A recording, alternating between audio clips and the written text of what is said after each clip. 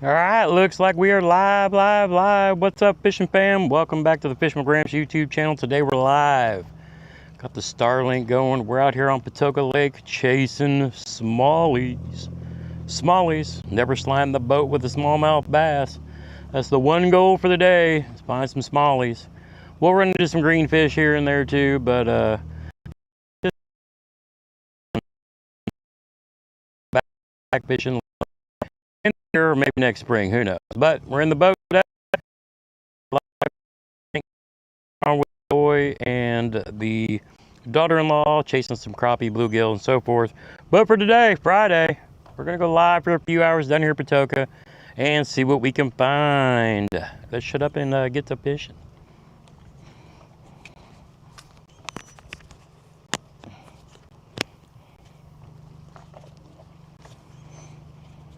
Of course, you know we got to start the live with while we get the chesty mounted up. All right, well, stick the tablet up here on the chair. Let the fishing fam know that we're live. We're gonna motor up to this bank and then get to it.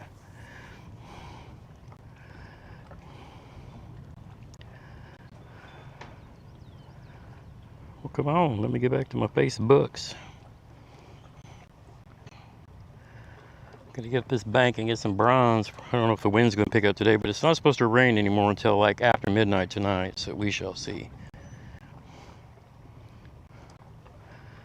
I don't know what Facebook's taking so long for, but I'm gonna get backed off so the rest of these people can get in the water.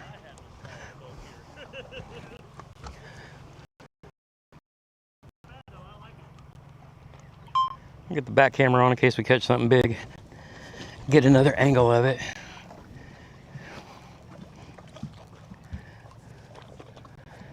And get pushed off and get to it.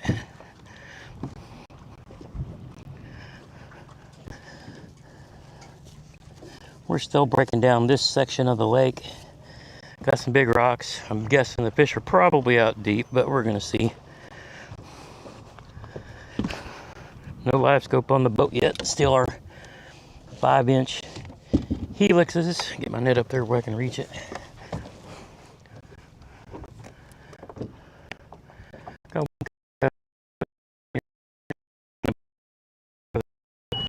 Minn Kota on the front.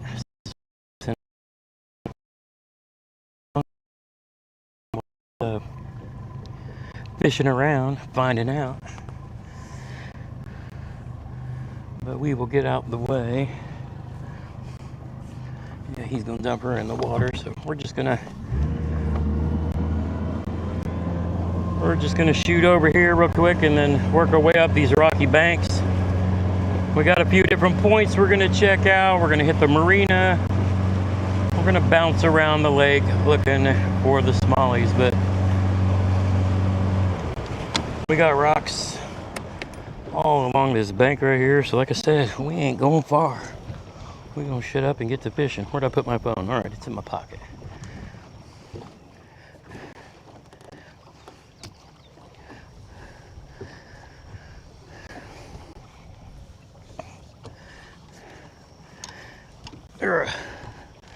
Let's get up here and get the trolling motor in the water, and then we'll get the tablet set up so we can see the comments.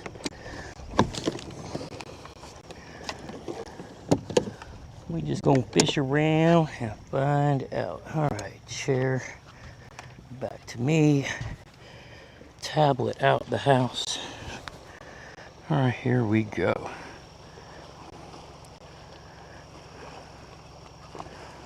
Tablet up here so we can see the comments as people figure out that I'm live on a Friday.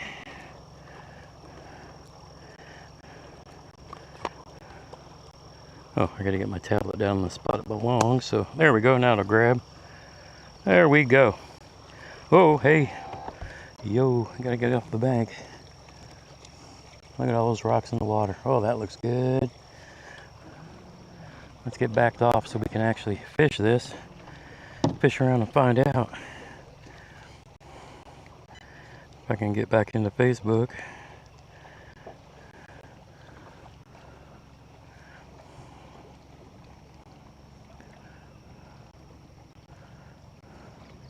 Well, I guess we'll wait till I can log on and tell people that we're live, but hey, somebody might find us. Anywho, let's I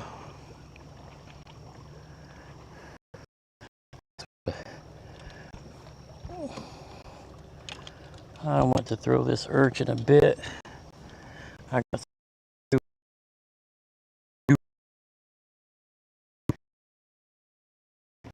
they actually, man, so good.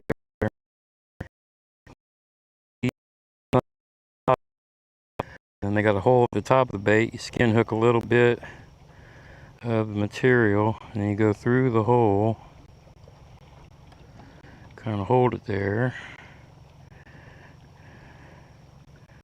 and then we get our hook through. I'll put a little extra through just because. Oh, I see we got a Allie G in the comments. I got to get on Facebook and let people know I'm live, but we're gonna mess around and see if I need to see what the fall rate is with this weight on it. We're gonna mess around with the Heggs prickly pear a little bit. Oh, that's got a good fall weight on it. 3/32 jewel weight. Had some more rain last night. Water's still up, but that means these rocky banks are flooded, and maybe we can find some smallies pushing up to feed on some crawl, or shad pushing up against the bank.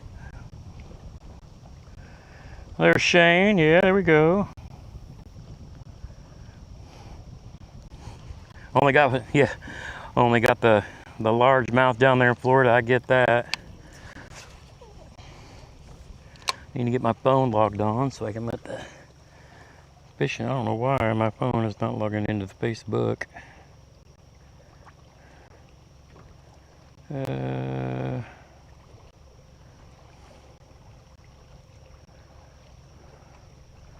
Unexpected error. What do you mean unexpected error? Let me in.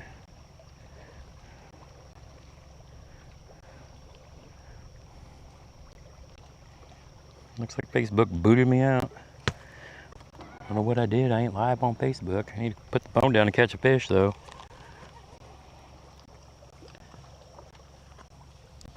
Oh, I've got have some dice baits that resemble that urgent. Yeah, I got some of the Z-Man fuzzy nugs, and then I actually picked up some of the Yamamoto unis, which are a little smaller. But my thought process today, at least, is I'm trying to throw big baits. I'm gonna probably throw a glide bait later on.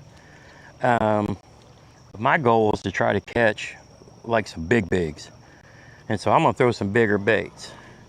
Actually, I need to dig that glide bait out, or my glide bait rod out, because it'd be perfect over some of these rocks. And I've got my glide bait that I got from my boy Brendan Brown at the Brown Bait Co. Custom made me.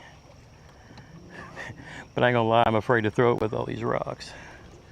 Throw it at least at all these rocks. I have not caught a chatterbait fish all year. Tumbleweeds from Strike King. I got you. Okay. But yeah, we've had a lot of rain. All the lakes are up, probably a good 10 feet. I came to Patoka today because it's one of our bigger lakes, unlike Monroe, which is the one that's right close to me, which is like 12 feet over. So not a lot to fish if you're a bank beater.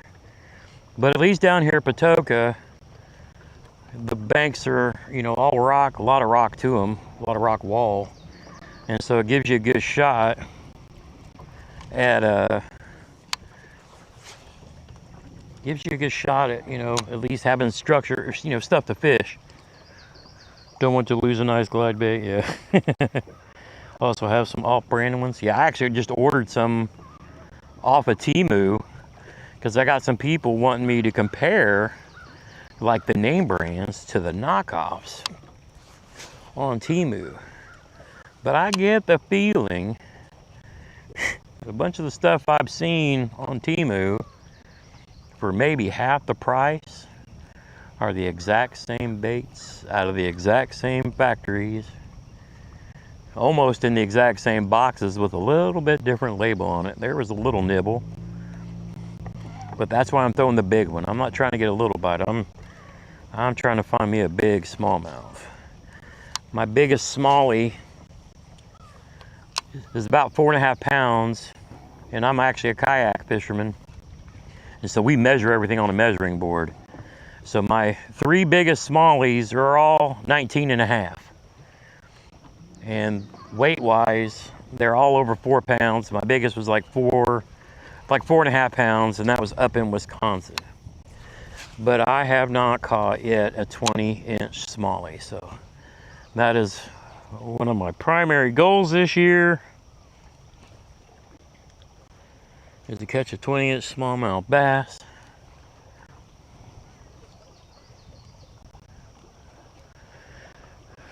She said, "Oh, geez, that big baits, let's go." That's right. Now I do have some Neds tied on. I do have a big Achigan brand munchie that I'm going to tie on as well. So that's kind of like a big super fluke.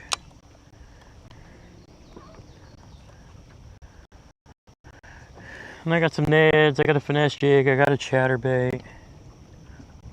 I got some tubes with me. I've actually got a Senko tied on.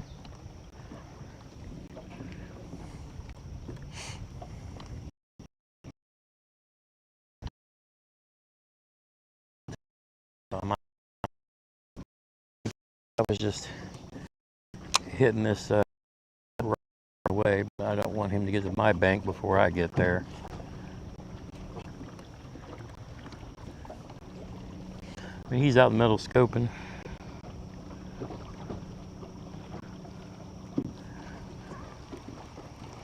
Big worms and creature baits. I hear you there. I hear you there. Let's grab that chatterbait so we can speed up a little bit. Like I said, I don't want my dude in the kayak next to me, who's probably out scoping in the middle. I don't want him to get up on my bank first, on my point.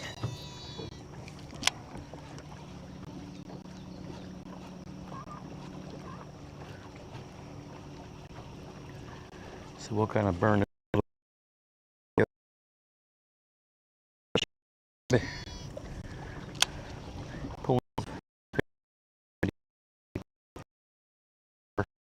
Put my wife on a kayak. She'll read a while I was kayak fishing as well. I'm actually taking her out here on the boat on Saturday. I was gonna go up and watch a derby on a raccoon, but wife said she wanted to go play on the boat, so I will take her and play on the boat.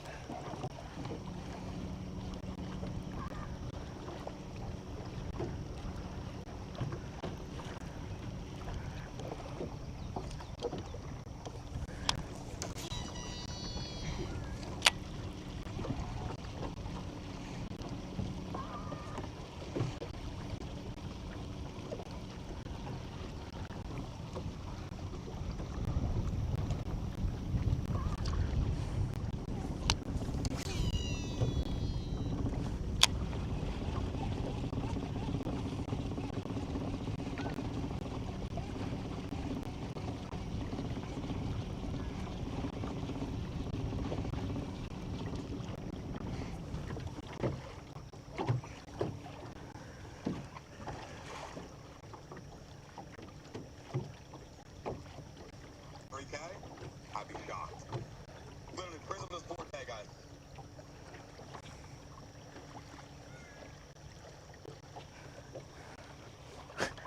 Facebook won't let me sign into Messenger. I'm just trying to tell the fam that we're out here live.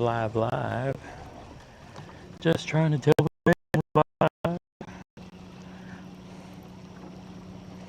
Nice grass down there. I feel like I'm ticking over.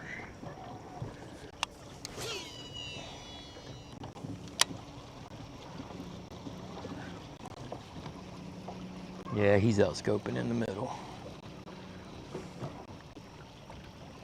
He chasing them big old suspended fish.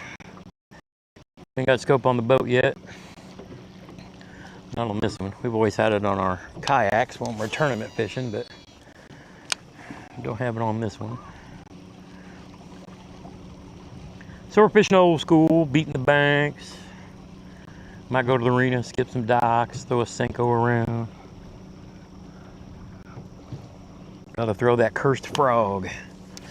I got a frog with me, just in the box.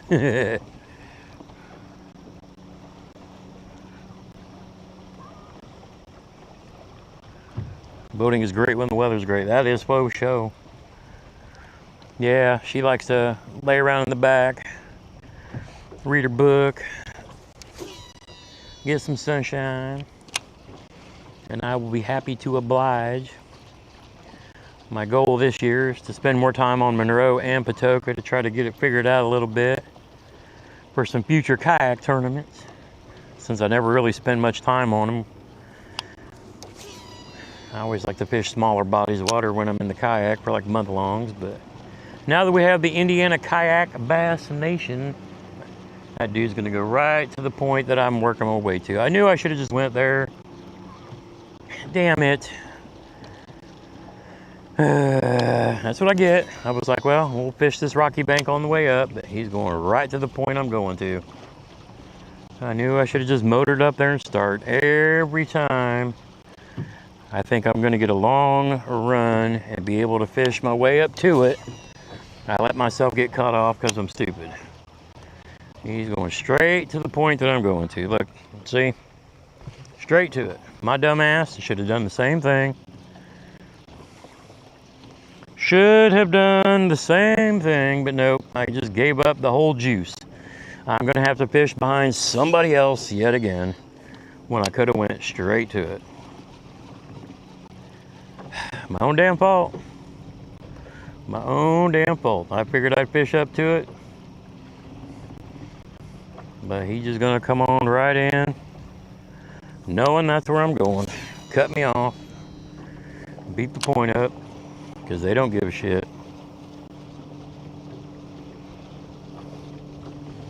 I have like flapping frogs. I don't do popping and all the others. I throw the Teckle Sprinker. It's like a buzzbait frog.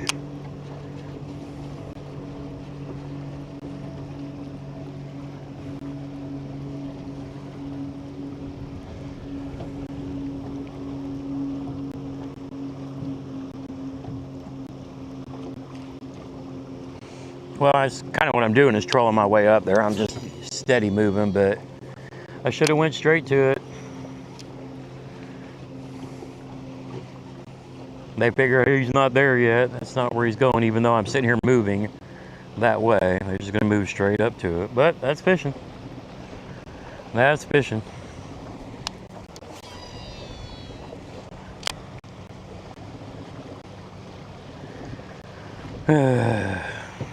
Oh well.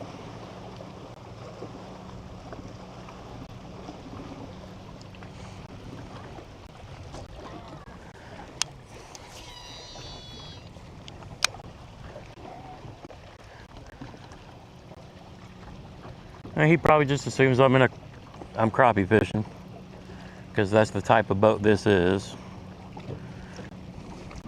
He probably figures I'm coming up to some brush pile and stopping us.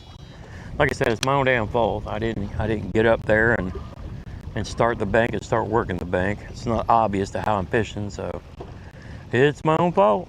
I'm just gonna have to fish behind him. Hopefully he's in a hurry and he just keeps on.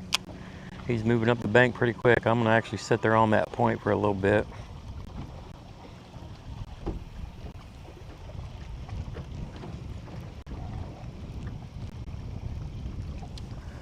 Let's go ahead and bust out the... I need to move my rods so I don't. And I need to get my net hanging off the side, because I cost myself a fish last time by not being ready. We're gonna go ahead and grab this munchie.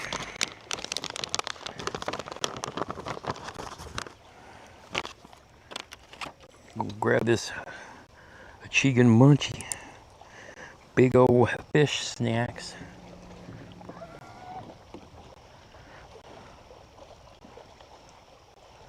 Now if you look at it, it's got webbing inside where they poured it to strengthen this nose.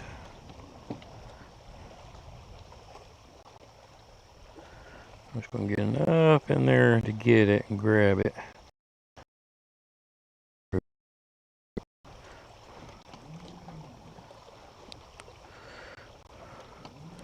Of course, it helps if you look at what you're doing to come up straight while you're trying to run the boat.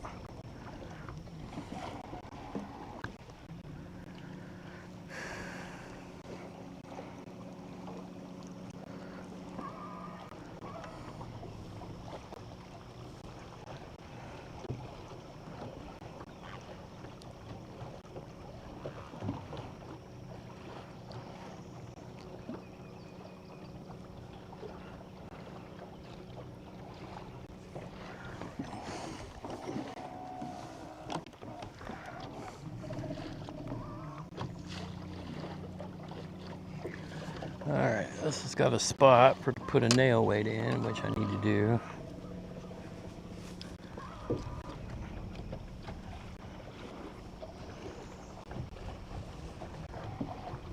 I'm just running my trolling motor all over the damn place, not paying attention to what I'm doing.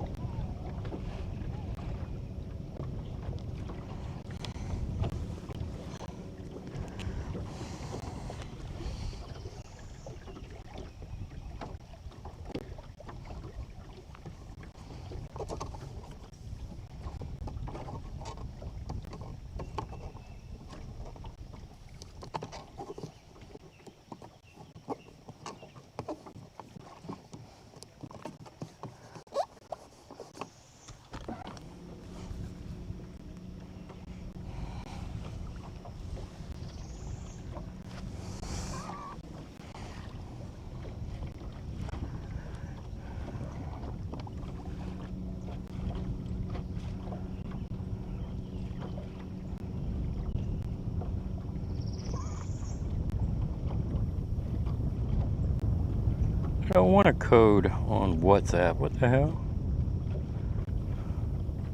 Text me a code.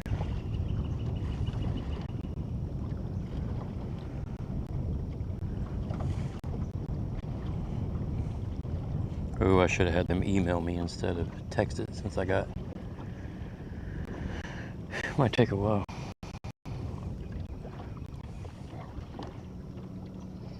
Looks like he's throwing a jerkbait or an urchin, one or the other.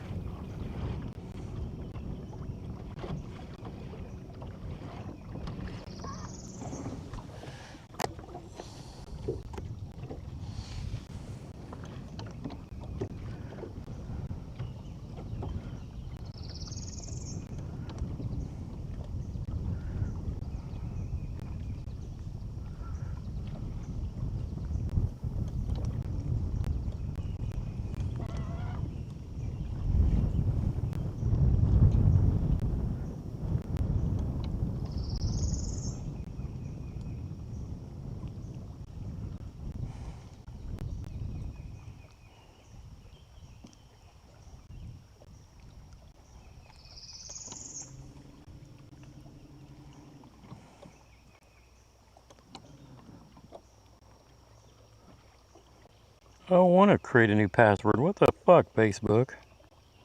Skip. I don't know what the hell my phone's doing. Logged me out of all my shit. Don't want any extras.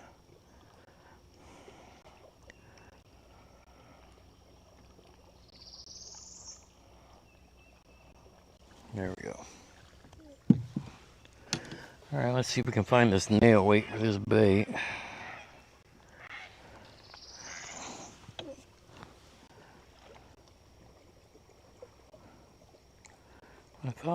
specific little pocket for it, but I don't remember.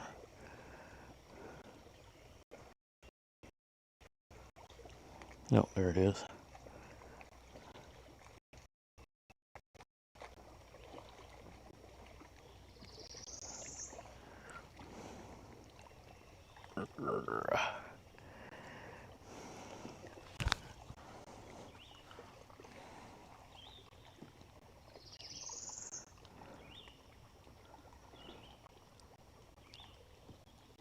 There we go. Guess I may as well go ahead and get my sunglasses out while we're drifting on this corner.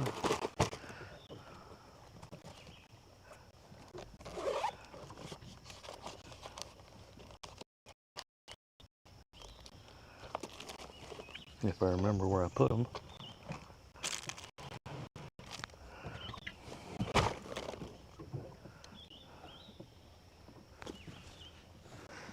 We're gonna get back to fishing here shortly. As soon as I quit goofing around, I gotta get my coffee up there to buy my sunglasses.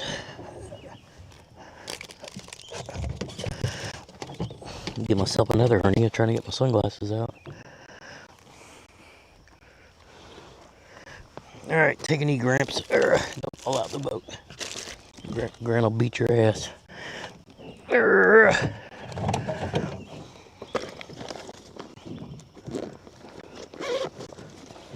Okay, didn't put my sunglasses in there. Man,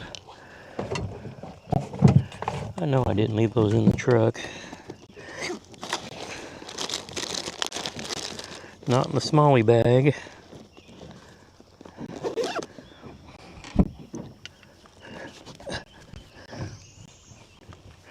Maybe one of the side pockets of my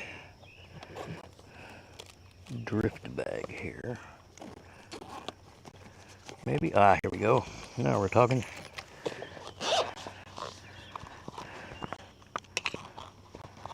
Now we're cooking peanut Earl.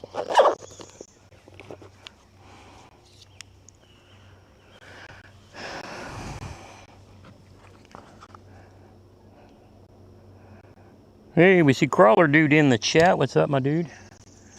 Just out here hunting some smallies on Patoka Lake here in southern Indiana. I have caught smallies from the bank here.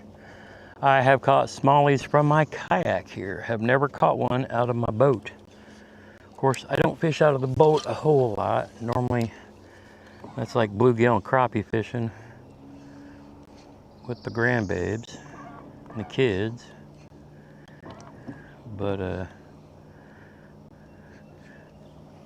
open heart surgery last year knocked me off the water for as far as kayak fishing goes for a while, because I need another surgery that I can't get until after a year, and they take me off the blood thinners.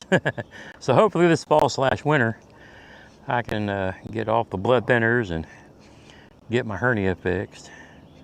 We'll get back into kayak tournaments later. So this year we're just playing in the boat, chasing all the fish. See if we can't get us a big smallie to come. Look at this. This is the Achigan brand Munchie. They call them Smallie Snacks. It's a super oversized fluke. It's built a little tougher so it catches a lot more fish. But welcome y'all to the fishing fam. Fishing live here on a Friday morning. I work 4 10-hour days, so I work Monday through Thursday. And then I try to come fishing on Friday. Got a Starlink so I can start doing live streams. Because I would rather live stream than sit here with the GoPro on all day and then have to go back and spend another 10 hours editing video. I figure, hey, if I can live stream it, and we can go fish, bring it to you, the action live as it's happening. And I don't have to go back and edit videos except for maybe some highlight clips here and there.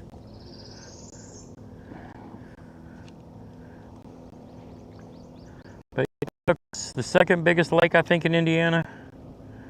It's the second biggest lake that gets beat up by tournament guys, that's for sure. Big tournaments here pretty much every weekend between here and Monroe. I used to do those things like 20 years ago, but it just doesn't interest me much anymore. I do fish some kayak tournaments here and there, but I mostly use that as a reason to travel and fish different places.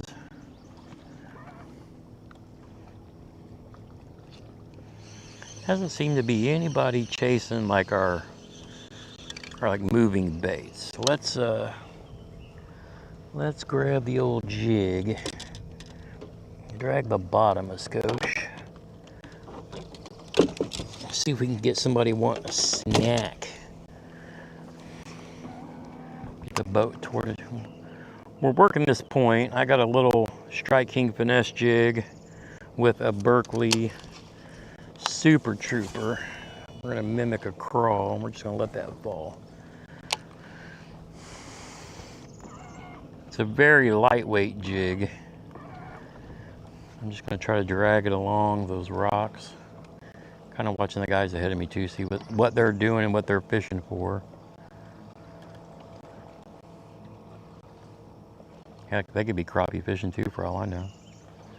Kind of turn sideways into the wind, but we'll see what they catch.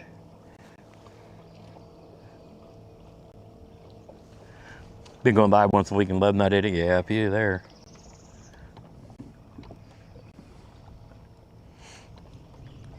I think last time I was here, a couple weeks ago, we caught a nice 3-pounder off this point.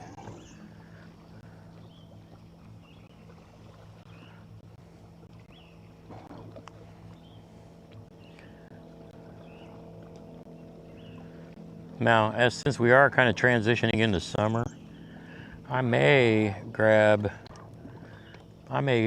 we don't get anything on these banks, I'm gonna grab my ledge fishing rods. We'll throw a deep dive and crankbait, and then drag a football jig off of these points, move out a lot farther. These fish could be suspended way out.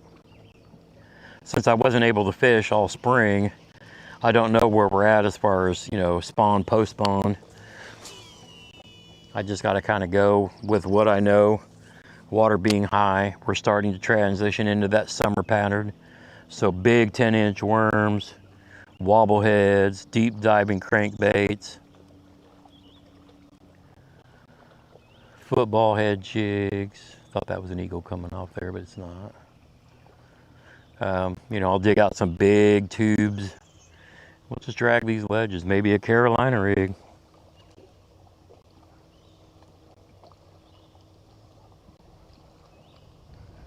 Oh, that's awesome.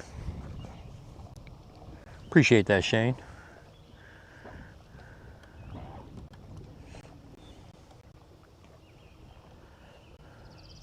Yeah, I'll be down at Josh's point at some point today.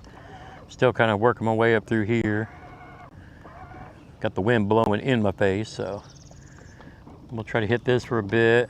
Work my way up around these points, and then go down to the marina, which, during the summertime, the fish that love to stay shallow, they'll get up under those docks, around those rocks.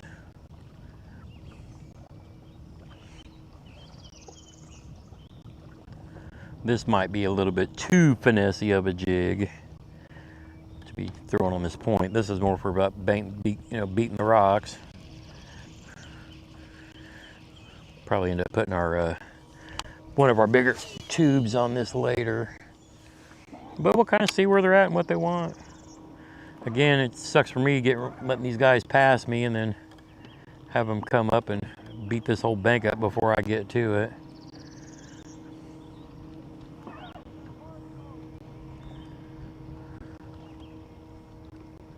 But if they're fishing close, I'll try fishing out deeper.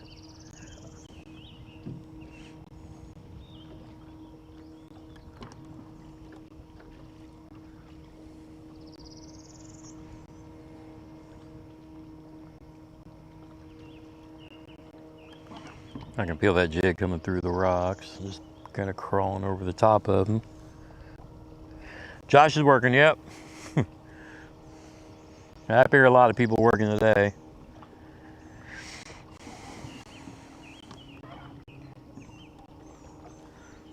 We're out here in 17 foot of water.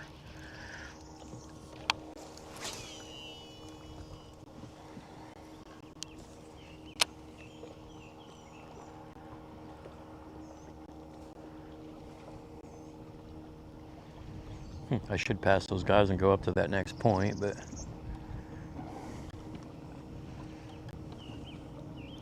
I might bounce off of this and go across the lake and hit a point that I wanted to look at, and maybe come back to this later before we leave, perhaps.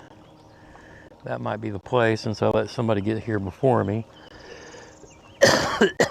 I think another point across from where I put in is kind of like this one, and I don't think I fished it yet, so I kind of want to go get a look.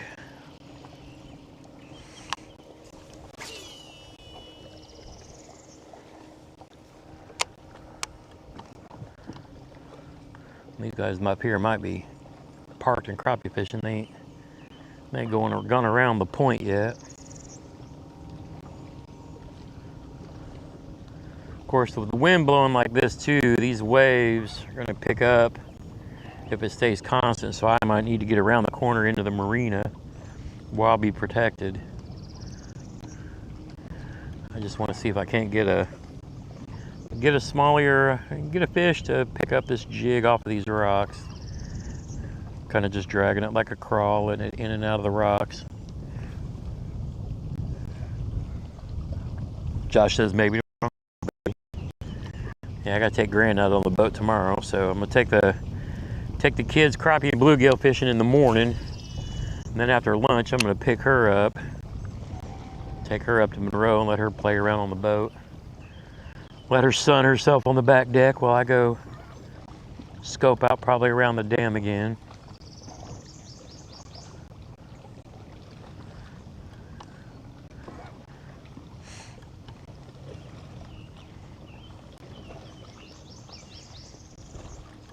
I don't know if these guys parked or what. I figured they'd, if they were working the bank, but they may be stopped somewhere. I'm actually gonna pop out from this point a little and get an eyeball on them, see what they're doing.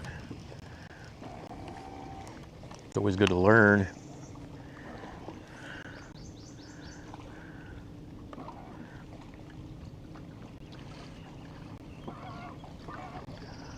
I wonder if they're parked crappie fishing somewhere. Still don't see them. They're around this point. I guess I'll cast back to the bank until I can figure out where they're at. They could be crappie guys parked on a brush pile. I was mad for nothing.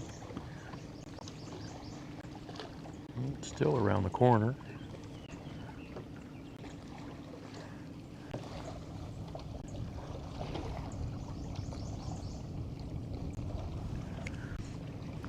I ran the Lew's mock reels for a good while, but kind of back then I was more like trying to test out different stuff at various price points.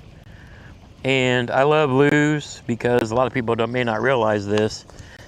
Lew's kind of gave Shimano their first job at building reels with the BB1 back in the day, when Mr. Lew was actually, in charge of Lew's. Shimano was more known for making bike parts and other things, but I just tell somebody, save a little bit more and buy a Shimano SLX. Shimano has just got it down so good right now, where it's precision and it just lasts forever. I've got some Shimano Corrados.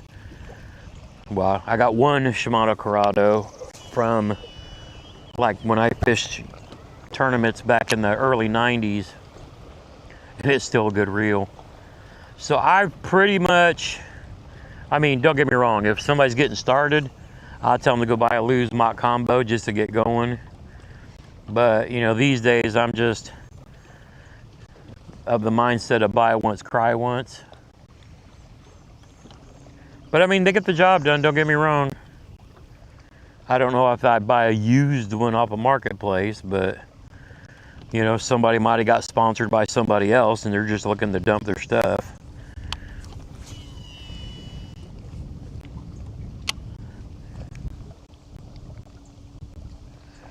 Oh, the rods are horrendous.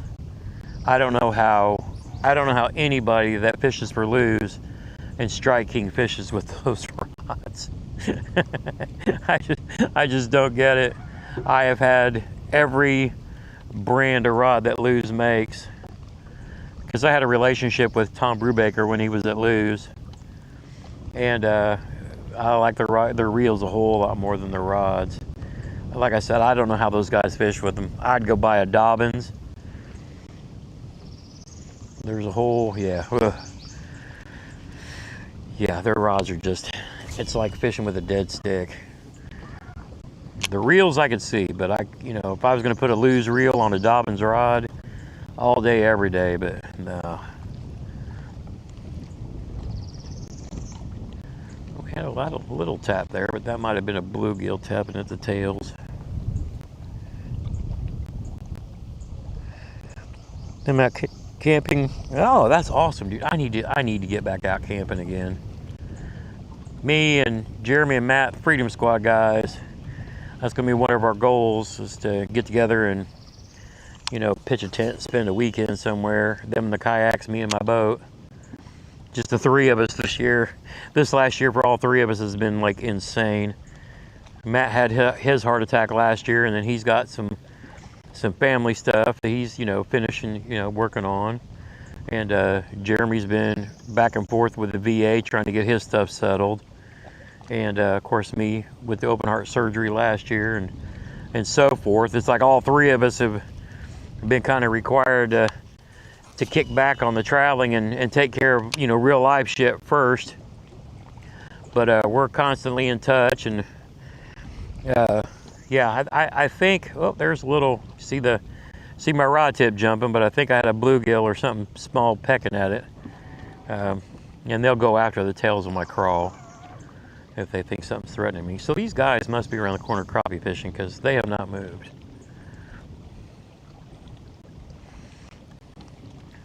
They must be in this little cove and just not doing anything.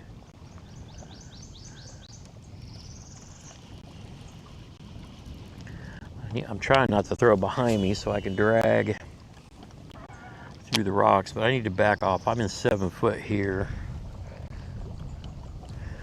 But yeah, we've all three got camping gear and all the stuff. It's just life is in the way, and I'm still trying to build leave back up from being out of work for months.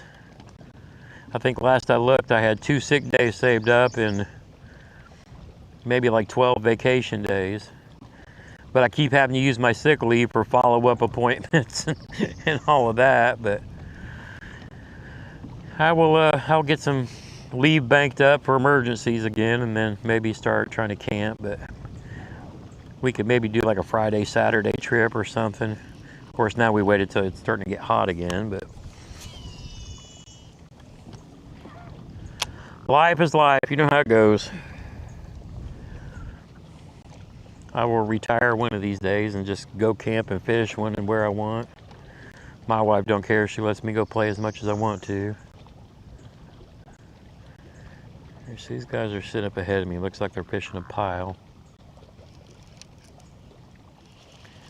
Nobody wants this jig, huh? I'm surprised.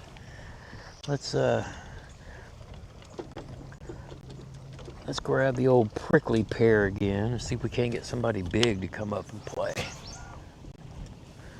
Kind of pull it over the top of these rocks.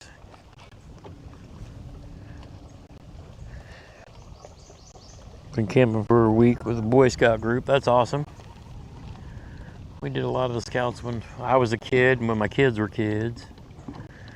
And that boat's moving now. He's probably realizing these fish aren't on the bank either. They're out deep. The bank beaters are going to bank beat, which is, what most people do if they don't have electronics.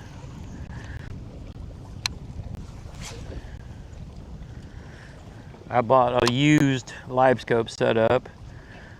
It's not the newer one, it's old, but I'm going to put it on the boat for crappie fishing. Not so much to fish with, but just to see that there's stuff there, so when I take the kids and grandkids out, that we're maximizing our time, just to know that there's stuff there, if that makes sense. Use it more for scouting than anything.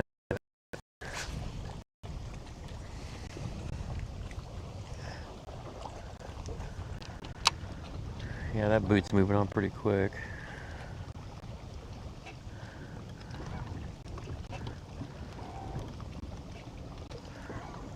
I want to see if he goes up to that next point, because I don't think I've gone that far up yet.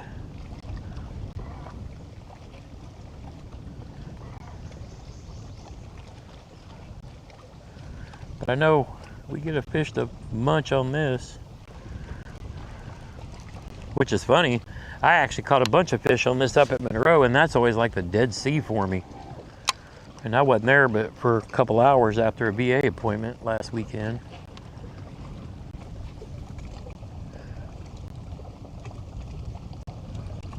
Oh, 3 or 4 hours from home, gotcha. And that boat swung out way wide. Going out a lot deeper.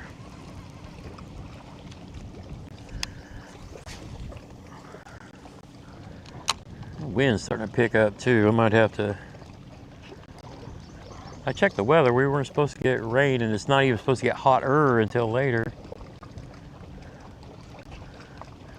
I figured with a little bit of wind blowing and,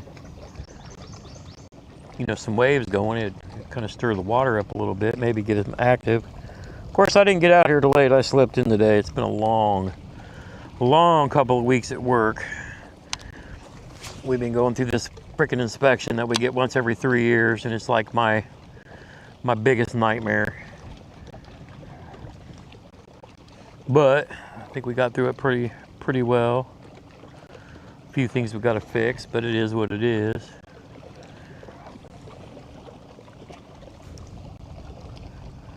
Hey, there he is. What's up, Steve?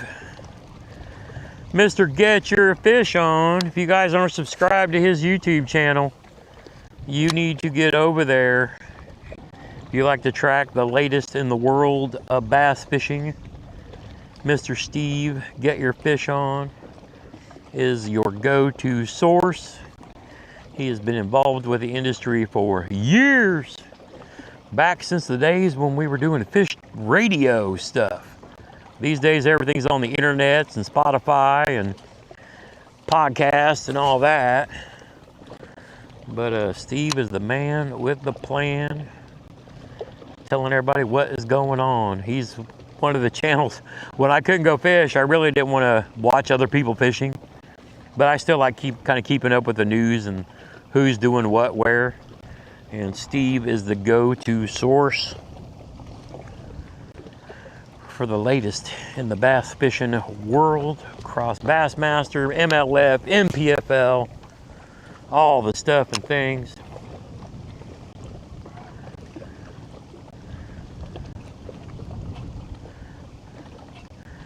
We are just out here trying to find a Lake Smallie. Never caught one in my boat here before. Caught them off the bank once. Caught them out of my kayak a couple times, but I don't normally hit these bigger bodies of water in the... See Dave in the chat as well. We out here trying to fool one of these big old monsters with one of these Hags prickly pears. I'm testing. I'd been using nail weights, but I got in some of the custom weights that Jewel Bait Company makes for punching through the bottom of the cat toy, and then you could Nico hook it, which is how I prefer to do it so far. And I got 3 different sizes of weights to play with different baits that I've got. I've got like a uni and then some other stuff to play with too, but I'm throwing the biggest ones I've got because I'm trying to catch a big old smallie. But you know, these days we'll take anything.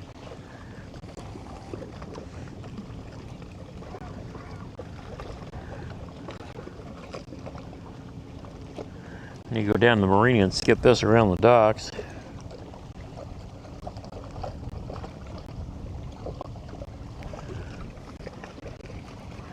Cuss out for throwing waves on you. Hey, waves are actually pretty good. Waves will stir up the water, which stirs up the stuff, which stirs up the bait fish, which stirs up the bass.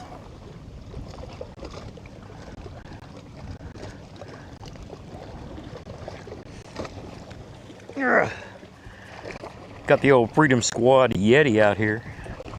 Need to get me a drink. I need to be careful not to let that prickly pear sink into the rocks. But drink my coffee before it gets cold.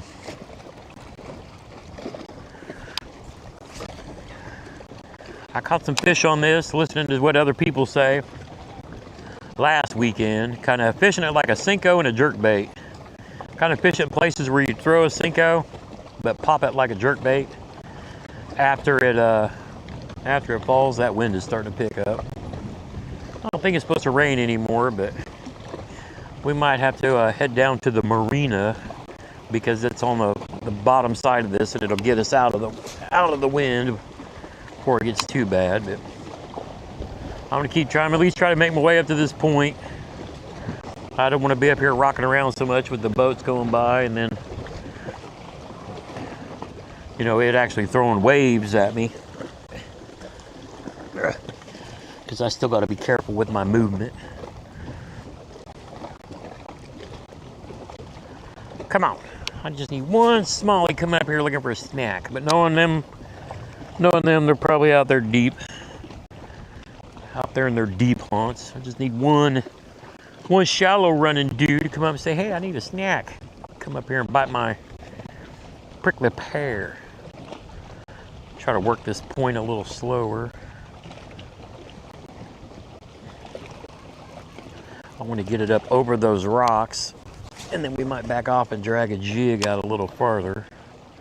It's kind of funny when you look at the prickly pears in clear water, when you jerk it, it almost reminds you of like a spider trying to get away, with the legs going back and then opening back up. I mean, it's understandable why popping it like a jerkbait works so well. It's when it stops and it opens back up is when they like to smash it. But that popping action, if you guys can see this, you know, it makes those legs go back and then open back up immediately as soon as you stop it. So I mean, I see the appeal. I'm not gonna sit here and pretend like I know what it is they think they're eating. Who cares? But you know, the action of that bait, the legs be going back to popping back open, just looks like it drives them nuts. And I've already got some comments on YouTube. Catching O-rings, yeah, I hear you. I've already got some comments on Facebook and YouTube where I posted shorts and stuff. You know, oh, it's a cat toy, you know, it's just catching fishermen. No. Anybody making that comment is not watching anyone else fishing, especially tournament guys. I mean, I honestly think right now this has been more impactful in a shorter term than, say, the jig head minnow the last couple of years. Because that is more of a forward-facing technique. When the guys are chasing around with the scope, anyone can tie this thing on their Texas rig rod and fish it. You know, just throw it out and pop it back to you. Pretty much throw it anywhere. But you know, you see here I got a 3/0 owner sniper hook, so it's a bigger, beefier Nico style, and then I got that jewel weight punch through it, and then you can see I got a little bit snagged going through, and then it runs through the bait. And so far, this is the weight that I've seen that I like the most so far. Now I've actually got some core who actually poured some weight on a hook and then have a thing that suspends below it, and I might try that out too. But yeah, for now this seems to be the juice for me. I know a lot of people like the treble hooks and all that, but this has caught me fish.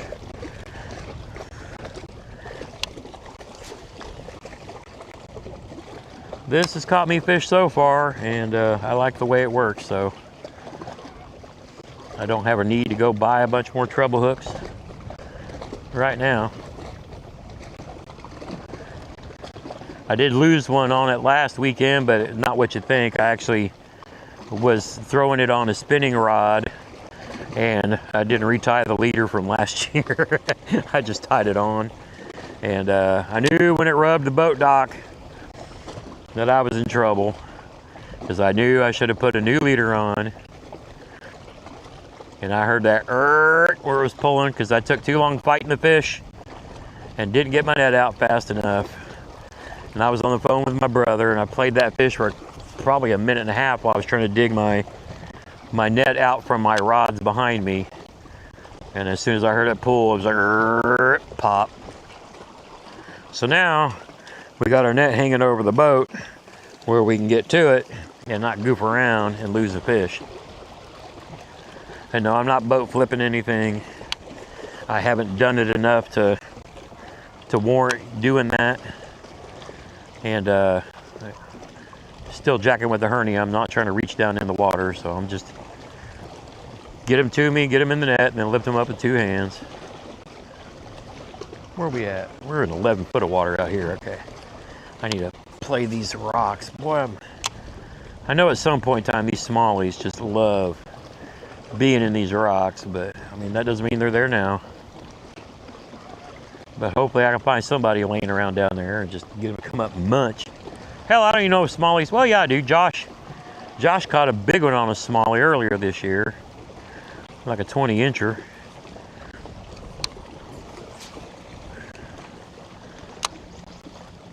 But I haven't caught a smallie on these rocks yet, so we'll come up to this point.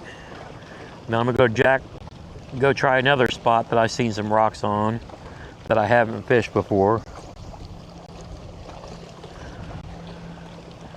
I do got to keep track, because sometimes if I get too close to the bank, the Starlink will lose its connection to the satellites.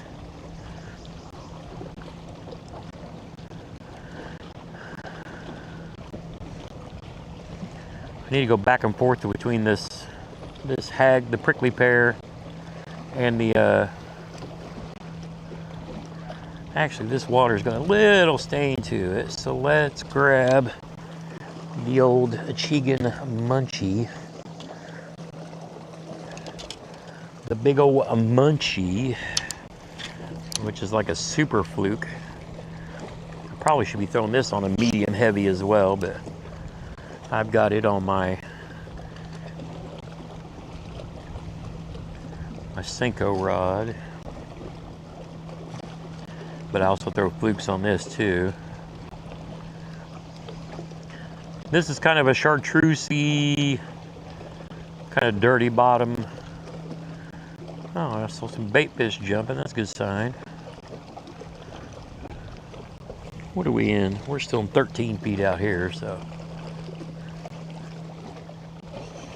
All right, I got to cast ahead of me, because I keep throwing out straight in front of me, and smallies will see you and not reward you with stupidity. You got to be off the bank, and you got to be making long casts, because if they know you're there, they ain't playing at all. Not that I am in any way, shape, or form an aficionado on smallmouth bass, but we're trying to learn. We are trying to learn. I got a surprise coming up for y'all at the beginning of the month. I am going out of state and fishing with another YouTuber who is also a guide and a smallmouth aficionado. And I am going to visit the last state in this country on the list of states to visit. I have been to 49 out of 50. Can anybody guess the state that I have not been to yet? That's where I'm going the weekend before the 4th of July, or the week days before the 4th of July weekend. Now I'm gonna go hit a lake that I've never been to. It's basically the Lake Guntersville of smallie fishing, from what I hear from a lot of people. Yep, I'm gonna go visit the last state in the nation I've never visited, and I'm gonna go up and target smallies.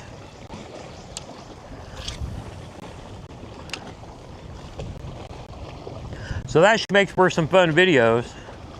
Obviously, I won't be liable doing that. I'll take cameras because, you know, can't give up dudes guide spots. But I'll damn sure make a video. Still trying to connect with Mr. Shrenko with a Chegan brand, but he's busy working and working. When you work full time and you run a small business. I'll get on the water with him someday.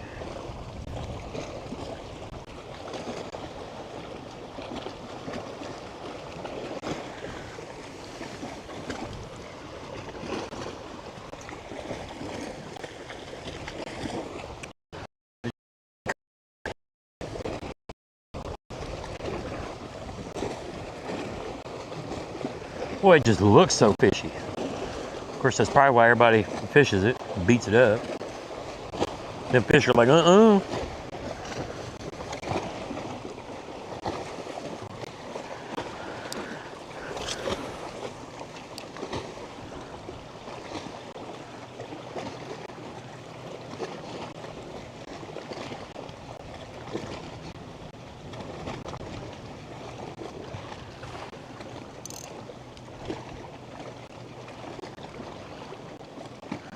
Watching for a bald eagle to fly by too.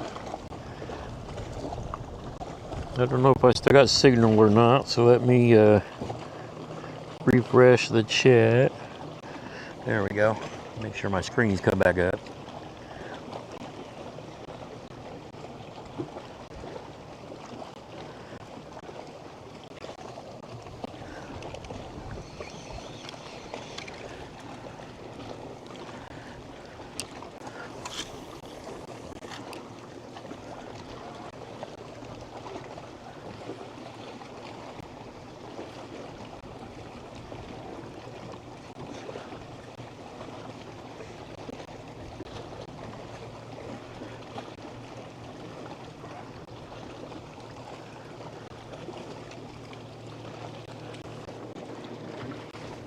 I don't know where my dude in the kayak went. He was hauling his wife with him. I should have paid attention. Another boat across the way. Not quite sure. That's a good looking smallie snack though. Just gotta get it in front of a bass. Just somebody come up and pow, smash it. Want to hear that reel drag. My goal this year, and my goal has been for the last year, ever since I completed the frog fishing mission, which was getting better with frog fishing, is to catch a 20-inch smallmouth bass. That is my goal. A 5-pounder would be a PB as well, but 20 inches, 5 pounds, that is the goal.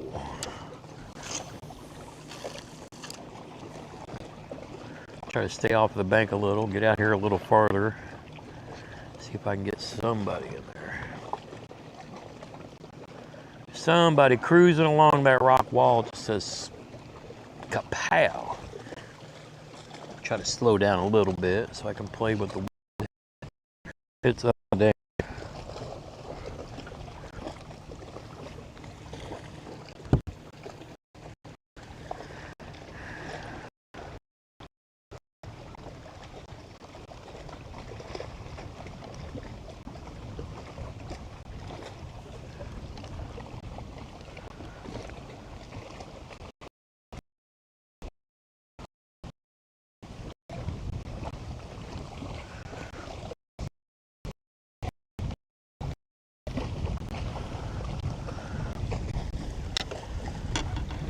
Pull out a little bit. Oh, gotta turn up the motor just a skosh. I gotta keep it where it's running just ahead of.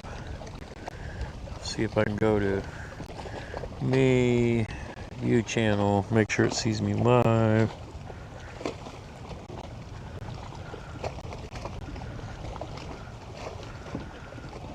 It's weird that it doesn't show me live up there, but I'll go ahead and jack around and make sure I don't lose the bait.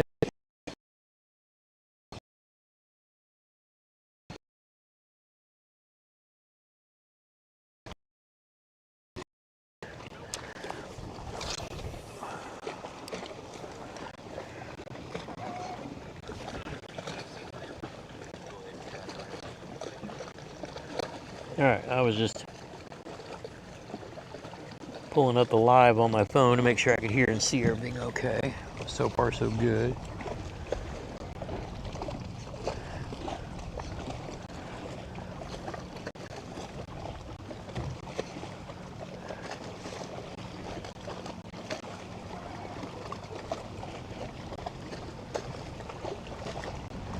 Get the feeling I'm going to get my bigger rod and drag a jig off a point. That might be the play, but I want to try to hit these rocky banks first to see if I can't get anybody up there either trying to smash on a crawl or chase one of these big old munchies around.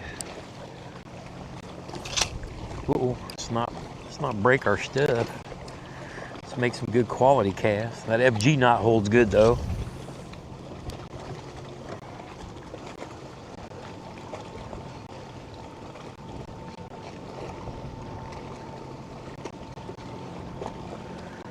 That's one thing about the Chicken brand Smalley snacks, the munchie.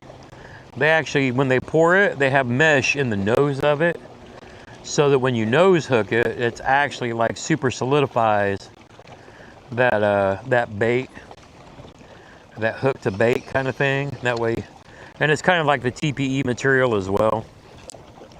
And that way, I mean, they ain't cheap. It's like 30 bucks for a pair, but yeah, you will catch them, and you know, the baits last. I mean, that's part of it. It's kind of another one of those big bait theory kind of things. But then you want to make sure you got a good leader line, so you get the most out of it. And again, it's a bigger bait. The goal being bigger bass. So I'm trying to throw bigger stuff to get them big bites. I get up to this point, I'm gonna drag my my heavier jig rod out and tie this football jig on it and drag this point.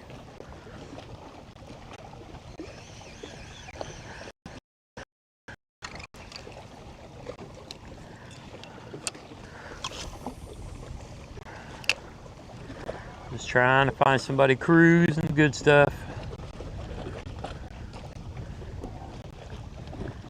Cruising the good stuff. Hoping to push some crawls or something up against the wall. Trying to alternate baits to see what they want. When they get down to the marina, I'm going to pick it apart a little better. Sit in a spot. I don't have spot lock on here, so kind of just got to keep moving. Even though I should probably slow down and make multiple casts to like each of these rock piles.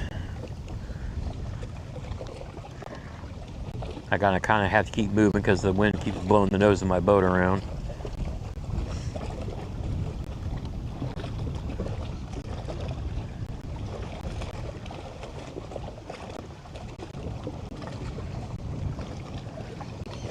Grab.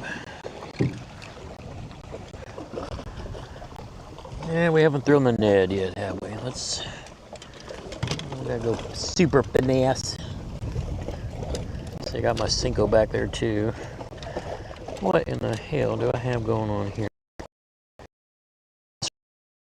This mess, this rod in this mess, and then that rod under my Cinco rod. Let go. There we go. Need to grab that Cinco out of there too, because Cinco. Probably should cut that off and put a little tube on it though. Let's give the old fuzzy TRD a shot. Uber finessey. But you know, playing the whole fuzzy thing again, trying to show them stuff they haven't seen as much lately.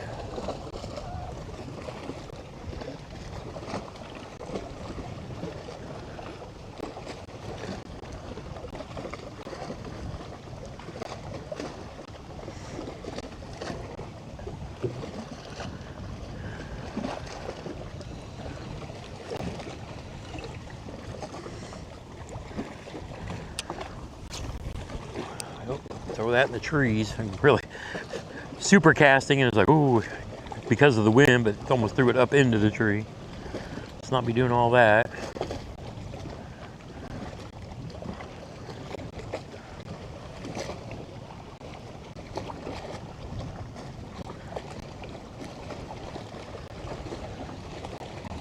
The current is actually pushing this bait pretty good. I got a lightweight BKK net on there, and it's throwing around pretty good, which is fine. I'll let the current move the bait. Appears more natural to the bass.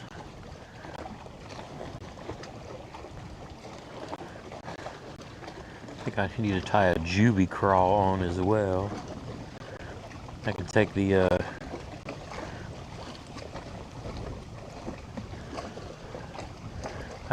Senko off and put that juvie crawl on. Since the Senko and the big fluke will be kind of like same. It's not like I'm trying to skip it up under anything right now.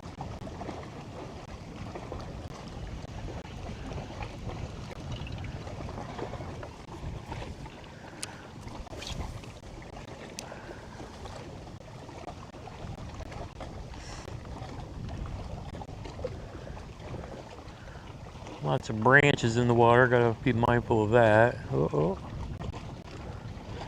Something tapped us, but where did we get a stick? Oops, something tapped us.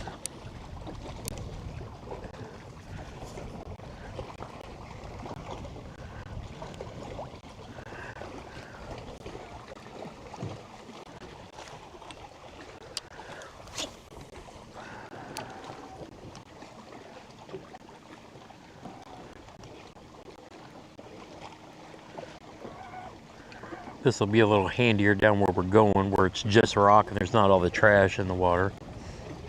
Part of me says I need not to be throwing this here anyway because of all the sticks.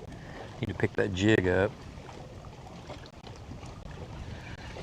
I'm gonna go ahead and tie that juvie crawl on. That's what I'm gonna do for now. We'll pull this out down there where it's gonna make more sense here shortly when we get back down there. All right, let's get you. I guess I got a Senko in my hand. I have to throw it first, right?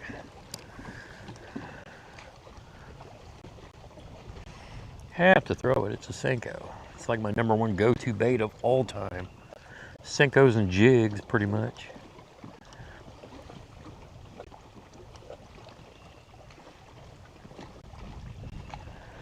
Let the wind carry us back a skosh. Throw this around this tree since I got it on an EWG hook. Just realized this leader is super short. That is one I should have retied before coming out here. I retied the one on my Loomis, but not on my Shimano.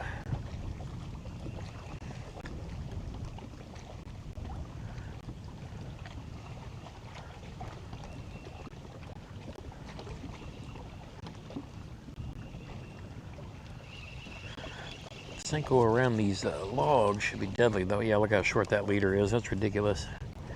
How did I not notice that? Well, because it was in the boat and I didn't pull it out of the boat.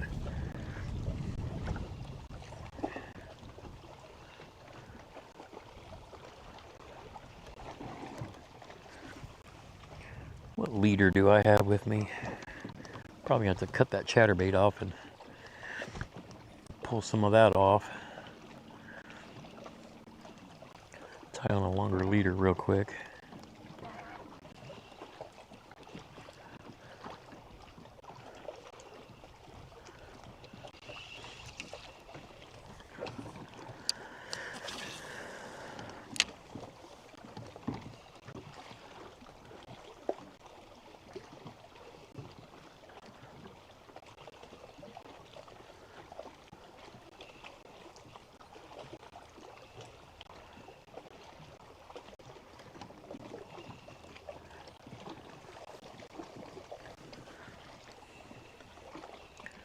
Anybody still in here, drop a G in the chat. Just let me know you're still watching. Let YouTube wake up a little bit. See if anybody wants to watch Gramps out live. All right, I gotta tie that leader. It is too short.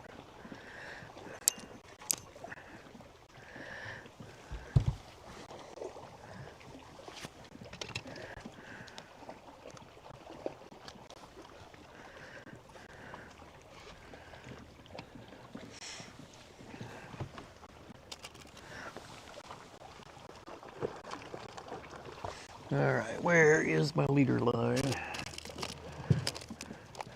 This is probably my 8-pound stuff, and I need, yep, that's my 8. I need 12, so I gotta cut some off. I guess we're gonna have lunch while we're tying the leader and drinking our coffee.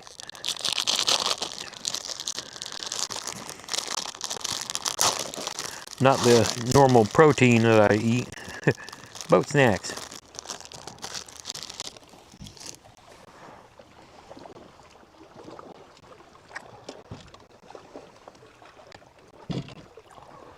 Come here, chatterbait.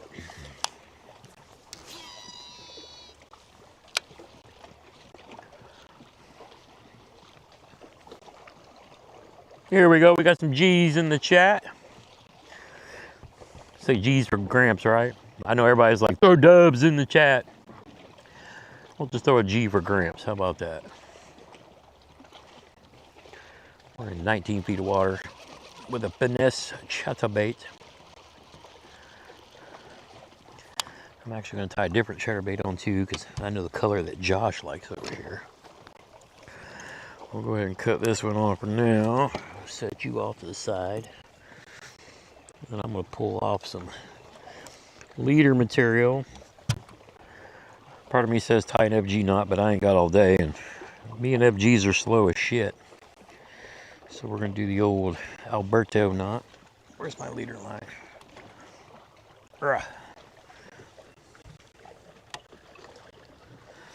That's one thing about my mental recovery I've had since I came back to fishing was remembering my knots. It's like I suffered some memory, issues and whatnot coming back from the 12-hour anesthesia. But, it's one of those things where, okay, a polymer knot came back quick, double San Diego jam came back quick. Even this crazy Alberto knot came back pretty quick. But an FG knot, oh Lord.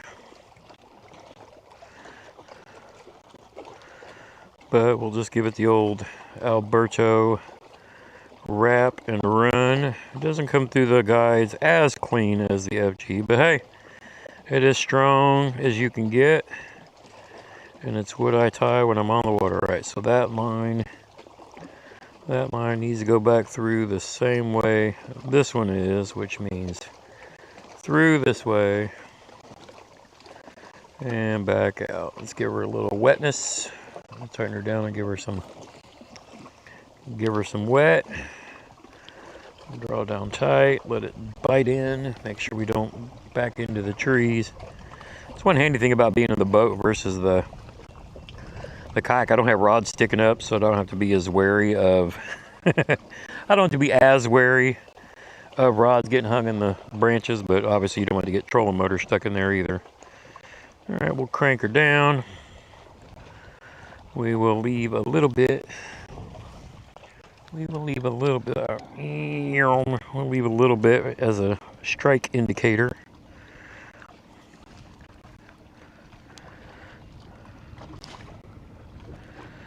As a strike indicator, we'll fluff this up a little bit. Fluffy, fluffy, fluffy, fluffy. We'll cut off this tag end. Cut it off up close. Eyes are getting worse. And now we will get our line out of our bait caster.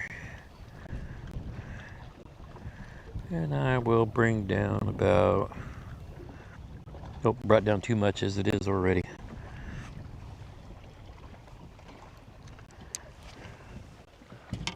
Ugh.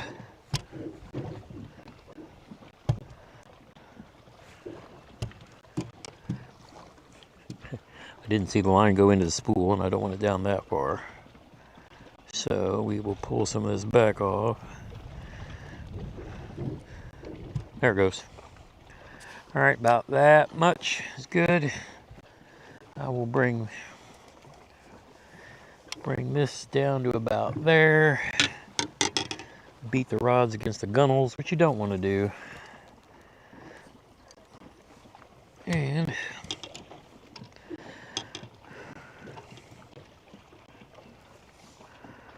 cut that off here. We're going to go ahead while we're here.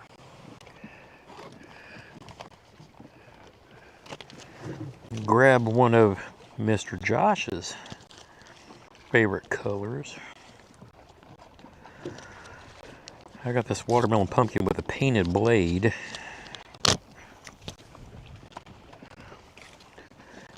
Like Josh pointed out to me, is these critters in here, especially the toothy ones, oh, do they love those painted blades. So we will go ahead and grab, put my trash back in the bag. There we go.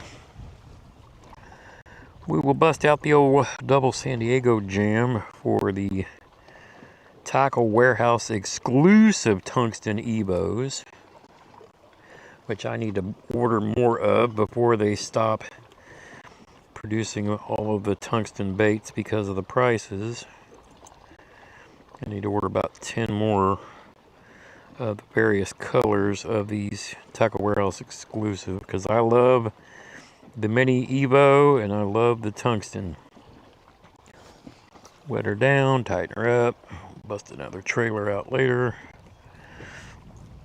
I'm gonna get on back on the trolling motor because I'm letting it turn me around. Oh, looky there, we just happen to have a trailer sitting up here in the front of the boat.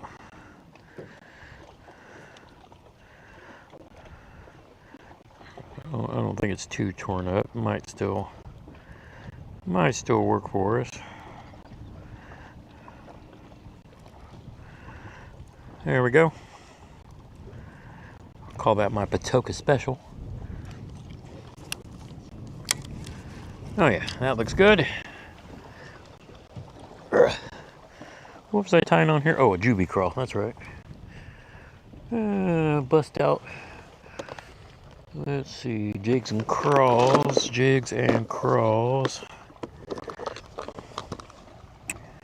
And I thought I had a juvie. I had an orange juvie ready to go. I've got one of these green pumpkin ones. But I kind of wanted to play with... I got a baby tube ready.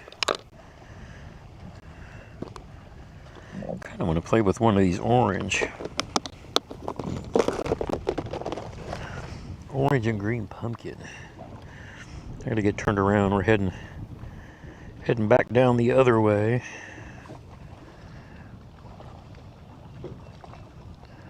Your guess is Wisconsin. Oh, nope. I've been to Wisconsin.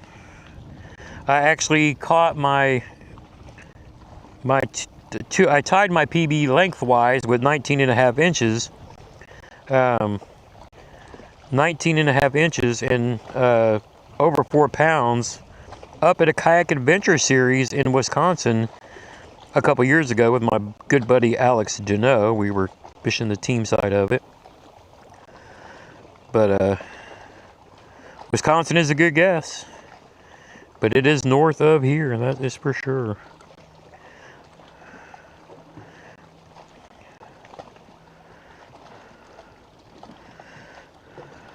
Yeah, and it's funny because my mom, dad, brother, and sister have all been to the States like dozens of times. They would go up there when my dad was doing his 2 weeks annual thing in the National Guard at the end of his career. And I was already in the Army and gone when they started going up there. So yeah, just one state that I hadn't been to this right around here. I just never been. But nope, I have been to 49 of the 50 states. And this one is the last one on the list. And when you figure out what it is, knowing I'm in Indiana, you're going to be like, dude, really? It's like, how is that even possible? We all know I've been to Ohio, because we were there for the Kayak Adventure Series last year. We all know I've been to Illinois, because I go over there and fish a power plant lake in the wintertime. My wife's from Minnesota.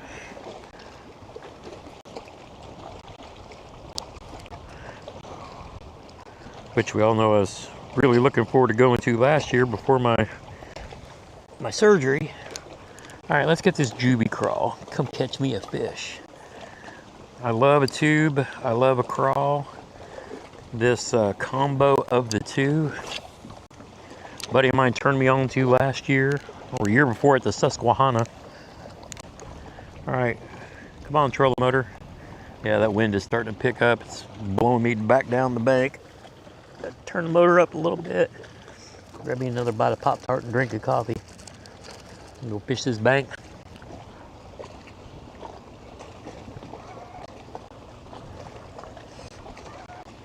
But Wisconsin's a good guess. Good fishing up there. Oh, I can't wait to go back there again.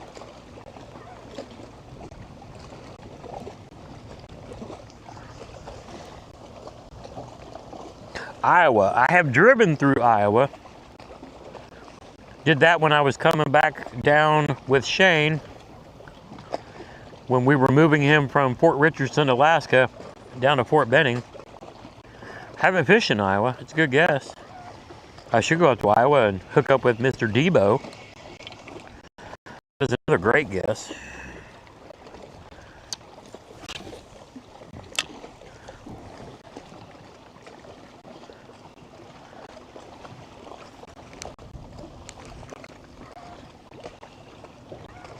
I don't think I've ever been fishing in Iowa, so yeah, I need to go hook up with old Debo one of these days. Since now he's in a kayak, I need to get another kayak someday. Need to go up there and hook up with him and do some fishing.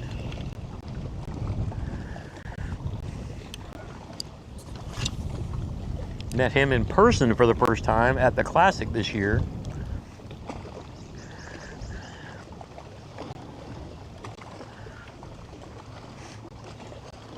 You guys that follow Debo, you know he's like he was big into MMA for a long time. But for whatever reason, and of course I'm only 5'7", so don't get me wrong, he's taller than I thought he'd be. Whereas, you know, me and Drew Gregory are in the shorter stack, you know, class of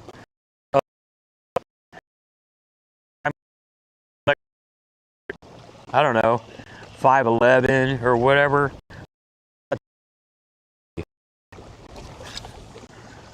No, he's 6 something, I think. Michigan, yep, there it is. I'm going to Lake St. Clair. And I am going to spend the day on the water with Mr. Dylan, the Extreme Angler on YouTube. He has a very unique accent and tone.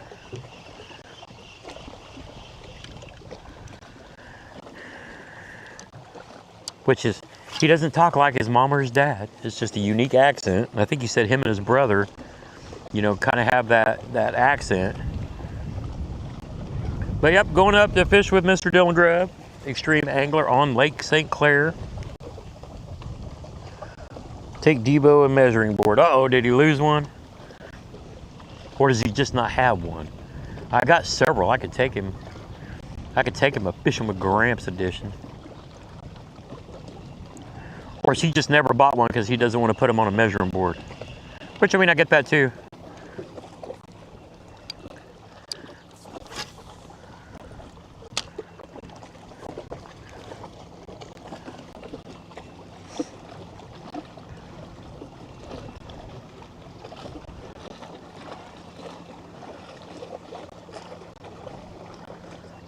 Got in the rocks there a little bit.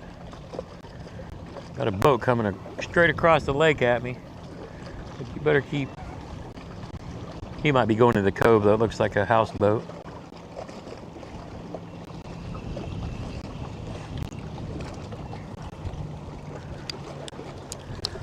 Trying to get this Juby crawl on the edge of these rocks.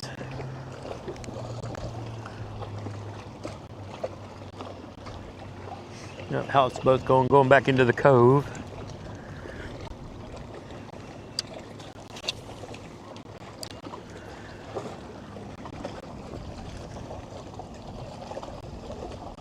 Only weighs them, okay. I thought that's what his thing was. Scale's a lot smaller to carry than a measuring board. Boy, look at these rocks, gang. How am I not finding a fish on these rocks? You would think a smallie would be up in this stuff somewhere, but you never know. You just never know. You think they'd want to be up here smashing them crawls. Big old turtle right there just came up.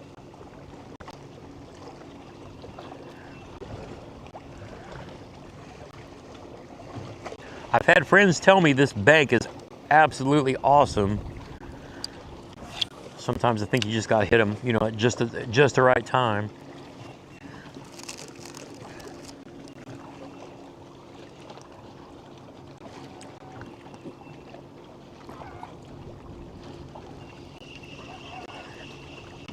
But I don't know, would the smallies be done spawning by now? Or maybe they're out deep spawning, I don't know. I figure I'd find somebody in these rocks. I mean, you get a lake with good rock and this water's pretty clear, considering. It's not like a river water clear, super clear smallie water, but I mean, if I was gonna guess that I was gonna catch a smallie somewhere, this is one of those places.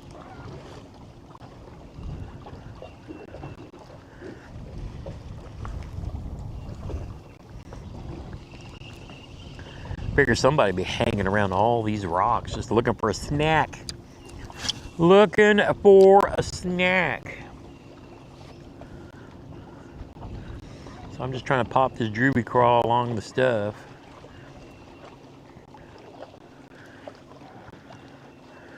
When we get up here, we're going to have to make a move. I have been up this bank a few times over the last couple of weeks. And so far, the only place I've caught fish was down on that point that I started on. Caught two of them off that point on a tube. And then I caught one going back towards the ramp on a Senko. Or no, that was a fluke. Skipped it up under the branch. But man, I can't believe. Either that or this place just gets so beat up that they're like, Uh-oh. Was that a... Somebody gave me a little love tap. Or I just hit the side of a rock because I am pulling behind me. I need to keep fishing ahead of me and not behind me.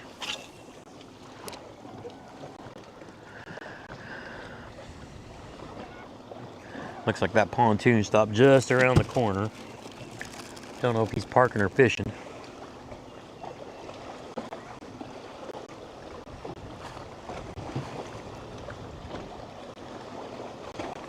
But the waves are picking up. We're gonna make a move.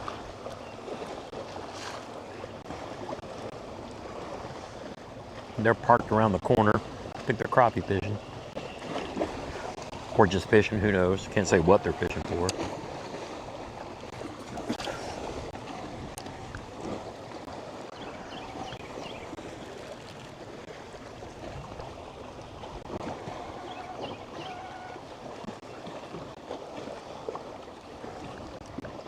I think we're gonna have to get up and move.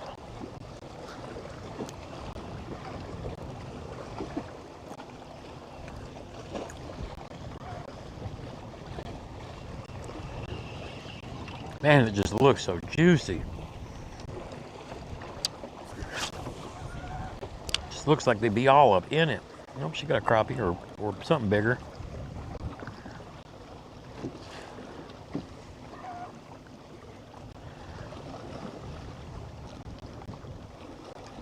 Or she might have a stick on. Almost looked like she broke off. He or she, whoever.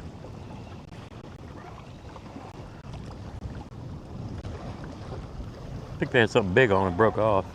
Or got bit off.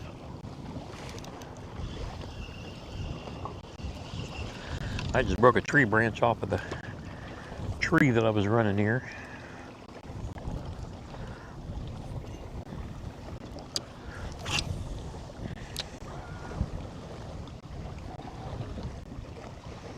Here, smallie, smallie, smallie. Mission. Fishing mission. I think we are going to have to move.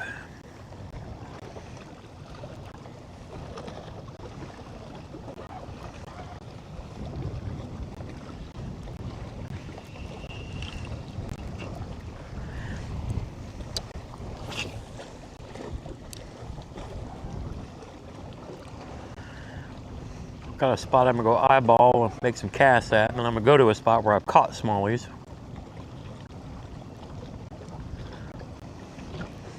Like I said, I got some buddies that say there's some good ones in here. I think it's just a matter of timing.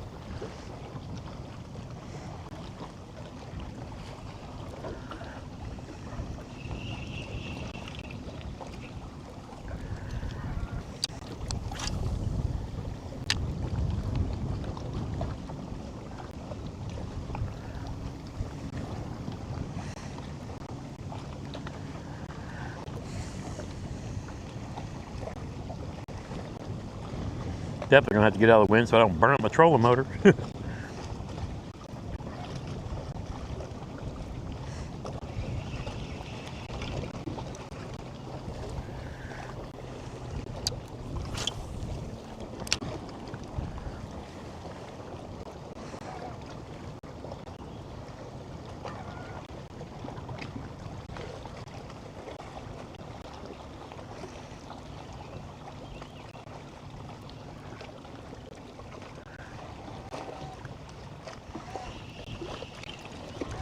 Now the water's moving so fast it's throwing this bait all over the place. I need to grab my jig.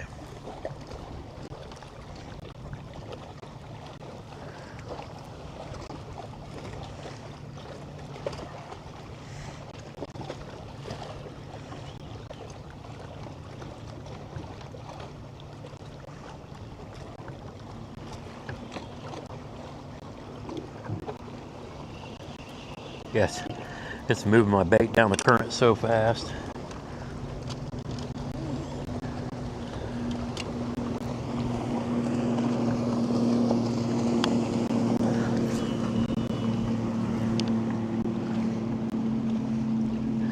Wind just grabbed the front of my boat, really tossed me towards the middle of the lake.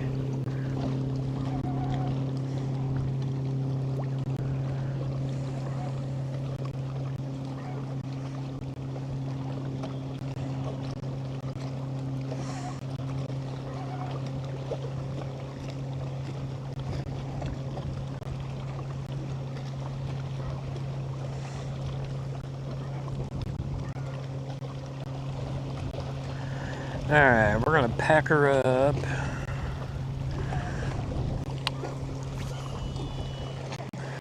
Go check out a spot and then go hit the marina. These waves are starting to, the current's moving my bait so fast it ain't funny.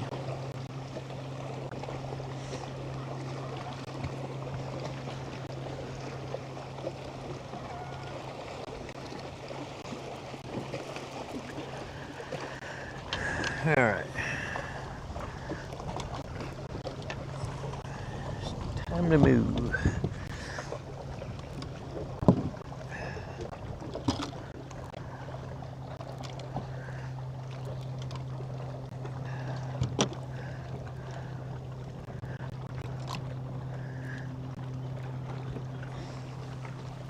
All right. Yeah, I'm gonna hit the island here in a bit. I got two places I'm gonna hit first, then I'll probably go check it out. But I'm gonna head in that direction.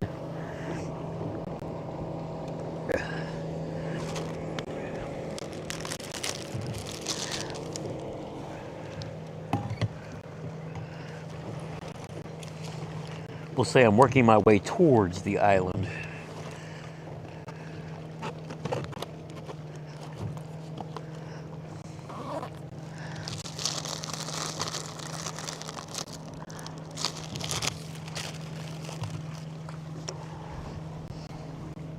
You guys hang out for a little bit.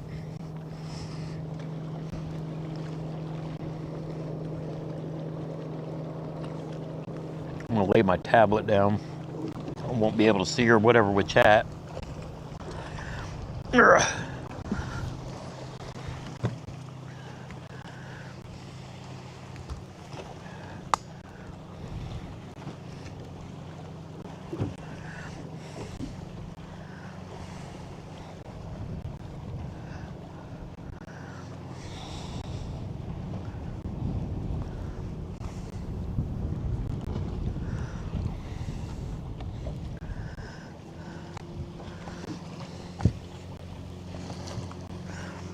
and we'll get to moving here real quick. I guess I'll pick that up later. All right. Put the Starlink over here. We'll see if it stays connected while we're moving, but obviously I don't want that flopping off the back of the boat.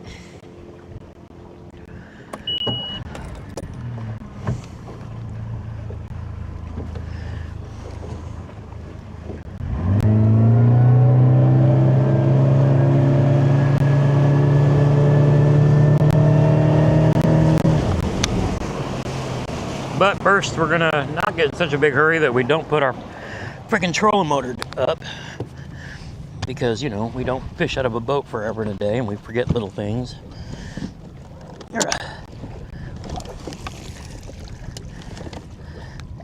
But, you know, I'll remember one of these days. There we go. We'll go ahead and get our GoPros put down here too, because don't want them out flying around. There we go. All right, now we're ready. We're learning, relearning, act like we know what we're doing when we don't.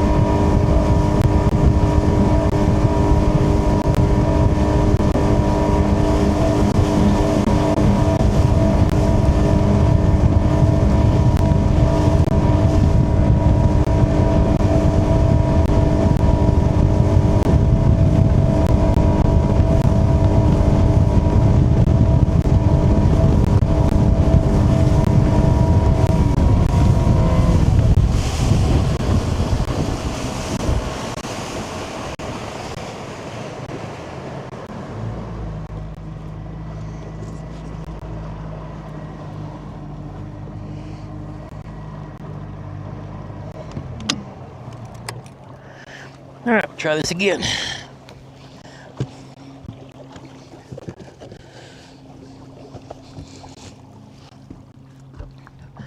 I do know I need to change the battery and plug in my microphone.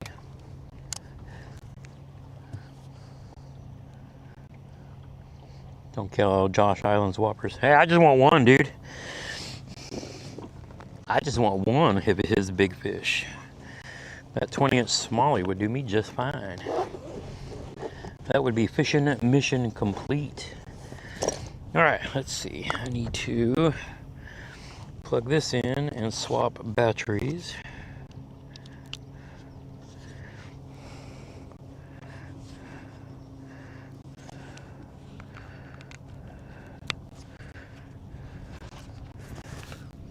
All right, let's got the power. That's how we keep our power going. We plug in a external power source and then swap batteries.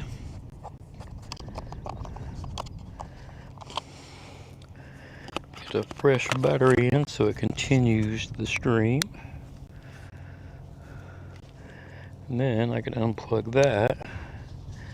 And then what I do is I take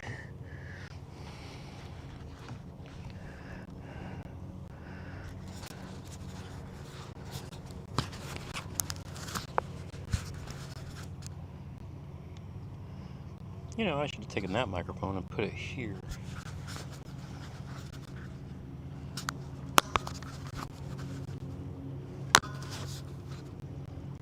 Get this longer cable out.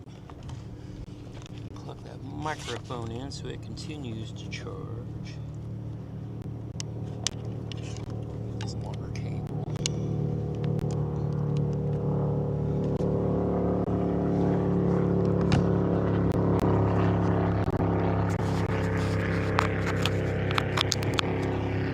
There we go. See, I got my microphone up here on a magnet on top of the tablet, so it can keep charging whilst we fish. Slide that over there out of the way. Okay, we got a fresh camera battery. We got the microphone back on charge, so it doesn't lose connection.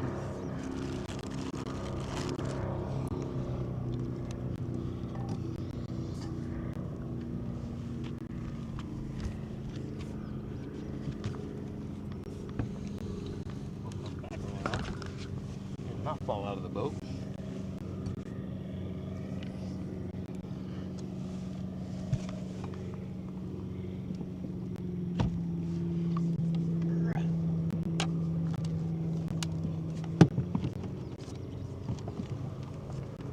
Trolling motor back in the water. There we go. Then we're gonna go hit this rocky bank.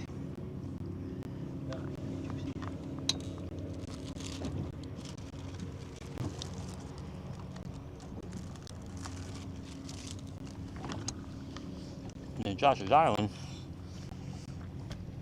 is actually right off my right shoulder.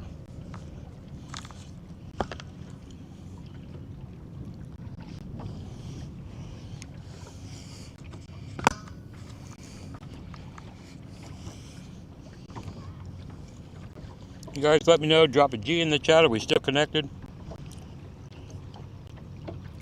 Don't know how many we got watching, but hey. Welcome to Gramps Live on Patoka. Trying to find our first smallie out of the boat.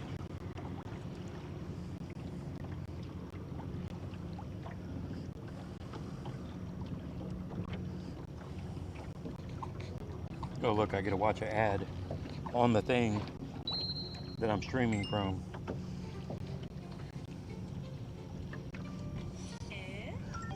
Oh wow, I'm watching YouTube. Yep, there we go.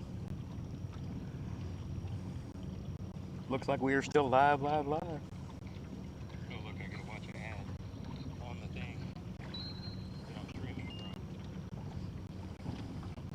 Look, it's me watching the live, but the live that you're watching.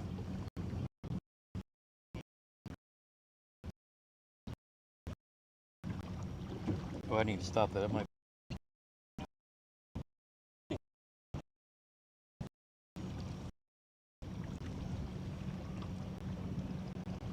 Freedom Squad chat.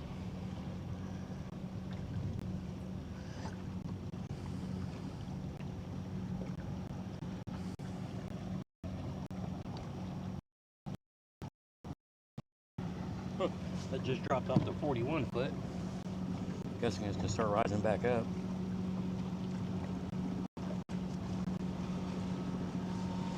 So I'm guessing we're at the edge of the channel here. Oh, we'll go ahead and grab this juvie crawl and fish this channel edge. Slow the motor back down since now we're out of the wind. Probably gonna need a little farther cast.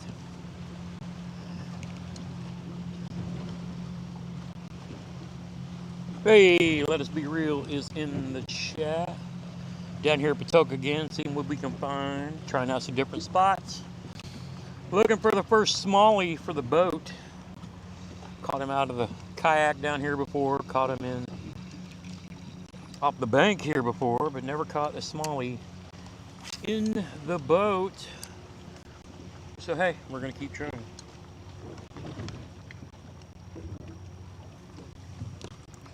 Checking the screws on my chair. Alright, so got the river channel right behind me, and then now it's 15 feet where we're at up to a rock bank. So shallow water near the main river channel.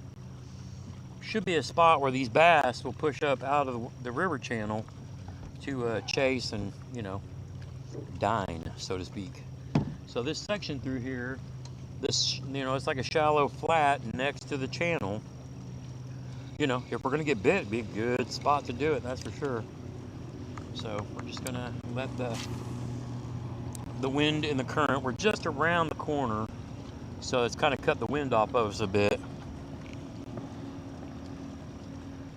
And yeah, maybe This is supposed to be another one of them, like, spotty spots. You know, you go study and you're looking for stuff to do. It's like, got a river channel, a shallow flat right next to it, up to a rocky bank. I mean, fish don't read the books that we write, but you know, hey. So you're saying there's a chance. Say there's a fair chance that we can get, you know, smallmouth or greenfish. We don't care. We just want them all. Obviously chasing smallies, because you know, smallies. I need to go get one of Josh's greenie hats, or largie he might have. Go ahead and push back up on this bank. All right, I like this. It's 8 feet here, so this is actually a good spot because the water's still within the bank. I'm a little too close to the bank now. I need to go ahead and back off. Go ahead and push off now that I know how shallow it gets up through here. But man, this looks like it should be a good, should be some juice. Some juice.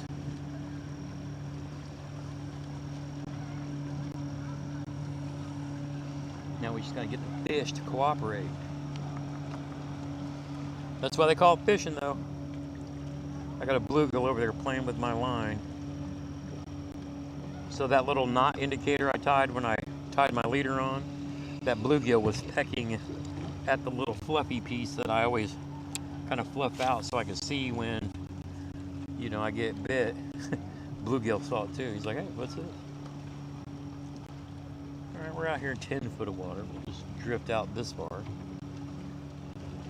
We'll keep throwing various baits to see what they want. Water's pretty clear looking up through there in my polarized glasses.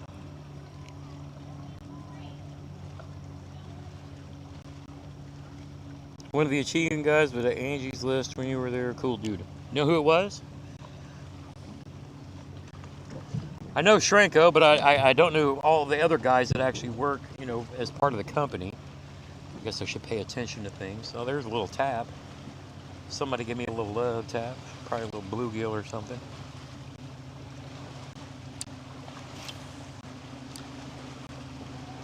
Because I know Josh still works full time. I just don't know for who. While he also runs a Chegan. That's cool. Still makes me mad that I missed out on all that smallmouth fishing when I was living up in India all those years. I always tried to go out to like all the different lakes and stuff down to Atterbury, and I just had no idea that we had smallies like that up there. Now I go up and visit my son. He lives right near the White River by 1/16.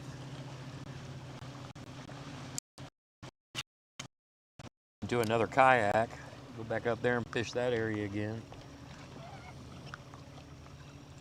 All those years I was right next to all those smallies and just didn't know it. The kayak boys were keeping the secrets to themselves.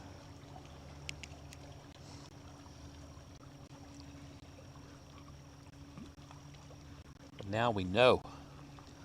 Now we drive north to find them, but that's all right. I'm going to unlock some smallies down here in southern Indiana. Someday. Now thinking about it, I could make a longer run, and there's a quarry down here at the bottom of the lake that I could probably go down. The water's a little higher. I could probably get my boat back into. Man, it is actually a pretty gorgeous area now that I think of it. Man, I might stay out here longer today than I thought I would. Don't know that I'd be able to stream down there because a lot of the trees and whatnot overhang. But I mean, man, it might be worth making a run.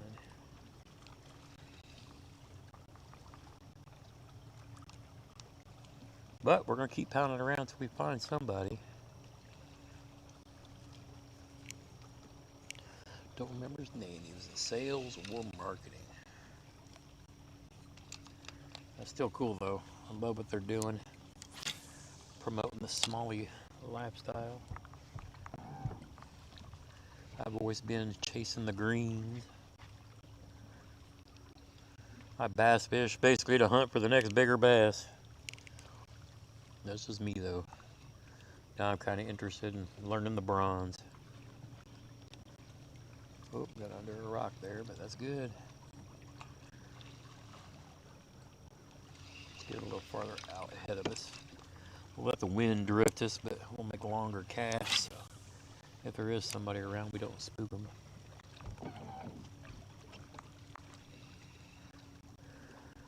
Should be throwing that urchin out there too, just to pop it up over those rocks.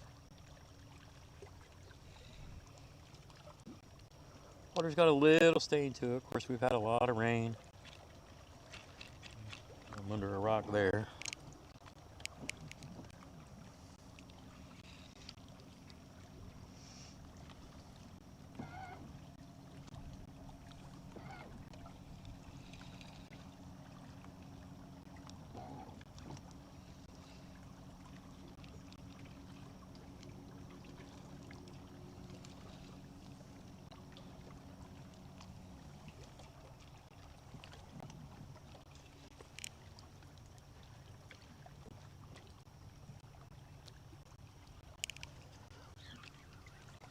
Yeah, my son works for the state in an emergency management section, and they end up dealing with a lot of the homeless guys under the bridges and all that too. I think I got stuck under that lay down. There we go. Let's go ahead and grab that urchin and throw it over that prickly pear over the top of a lot of these lay downs that we got here. Fish it kind of like a Seiko coming over the top of them. Pull back off of some of these rocks.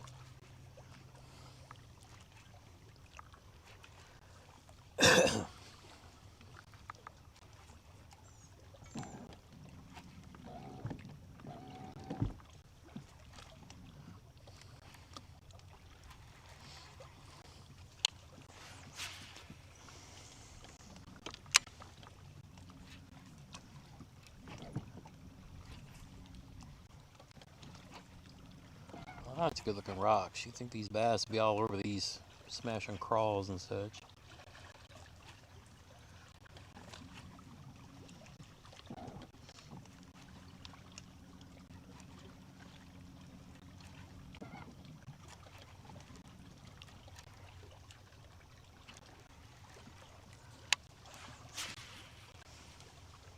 I do like that jewel weight though.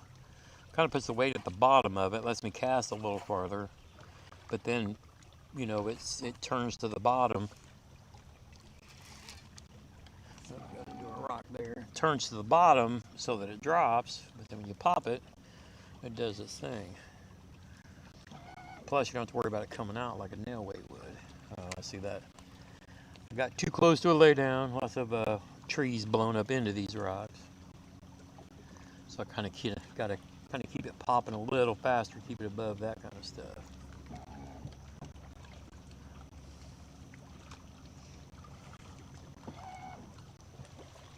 Bait fishing to eat for sure.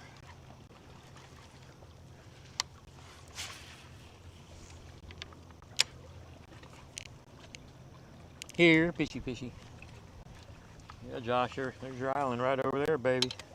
See a couple cars out there though, so probably won't go pester them. I was thinking about going down to the quarry. Thinking about going down the quarry. I know there's smallies in there.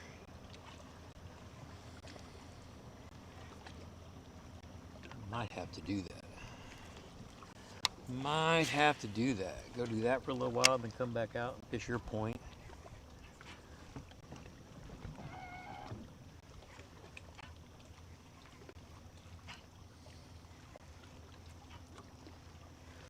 Water's up, so I should be able to get a boat back there. It'd be worth going and looking.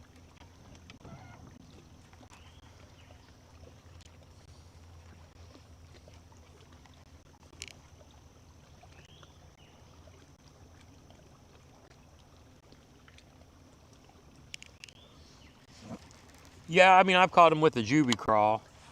I've also caught them with that little,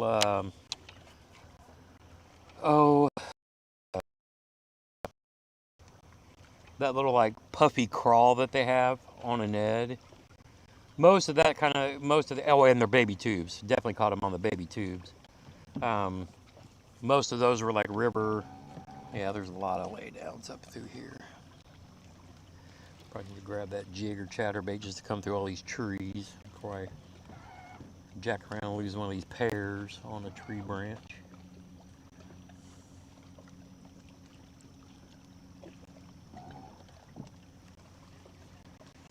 But yeah, I like their mini tubes. I like the jig heads that go with them too. The juvie craw, I just kind of restocked. Bought a bunch of stuff, but those I've mostly only thrown on the creeks and rivers.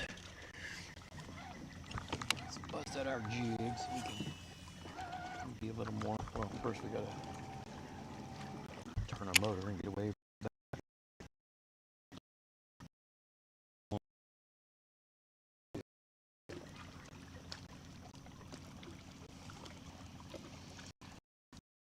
Mine who fishes a lot of Bassmaster, you know, the bigger tournaments and stuff. He's big into the Great Lakes finesse stuff for smallmouth. But I really like their mini tubes and the juvie crawls. And those little puppy crawl things that I can't think of the name. Those again, you know, those are really good for the rivers and lakes. Now I know when I'm fishing with Extreme Outdoorsman in a couple of weeks, Dylan, I know he throws a lot of Great Lakes finesse stuff up on St. Clair, so I'm gonna go up there and get some learning, some education, if you will.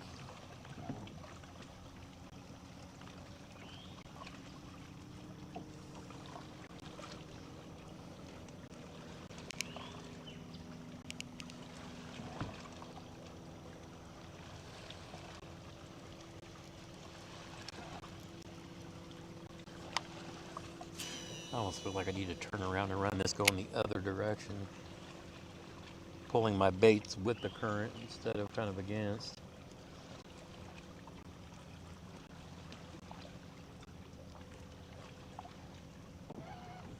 Go out a little farther.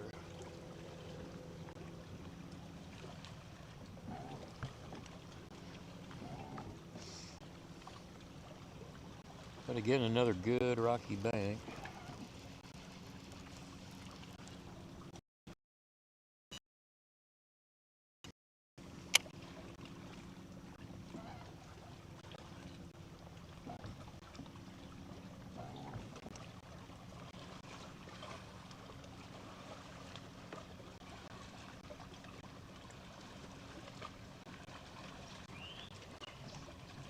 $8 out here, not bad.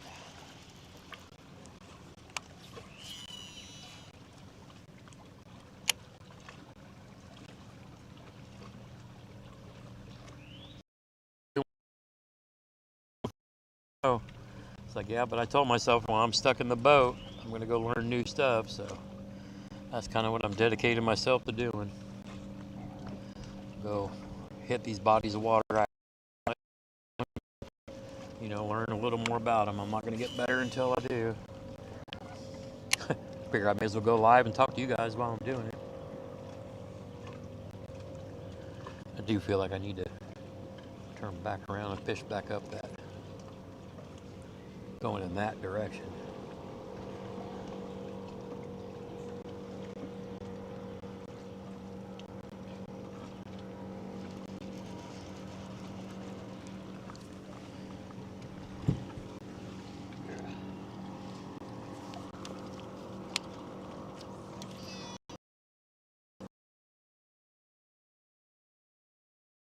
Chat this here,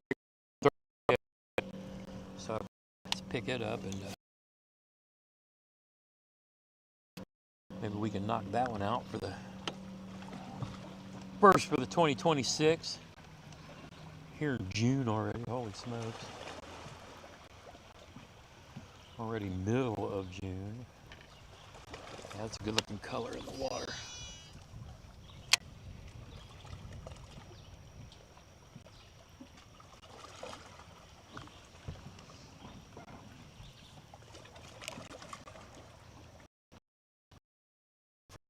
Basically, I get it, dude.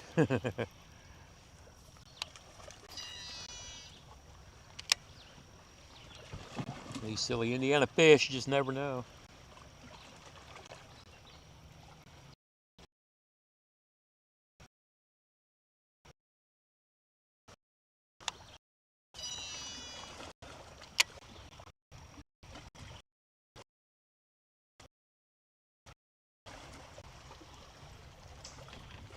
Plus, I'm up here bank beating too, so.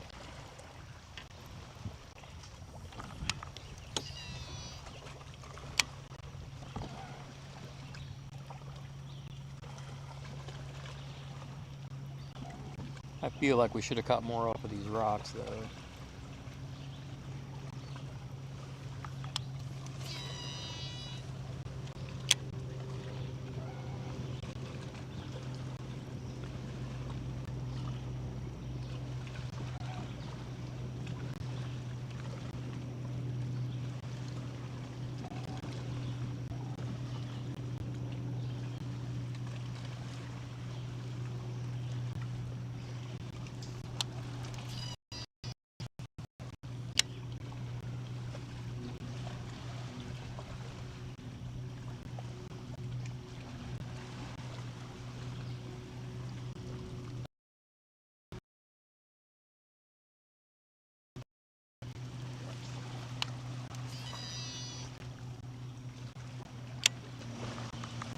I feel like I need to go back up this bank with this juvie crawl. Get back into them rocks again. Bring the bait down current with it instead of me traveling with it. I'm gonna do that quick.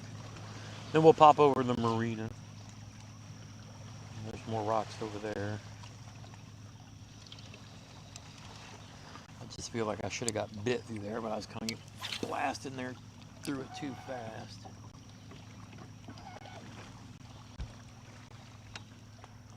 There was a bluegill bite.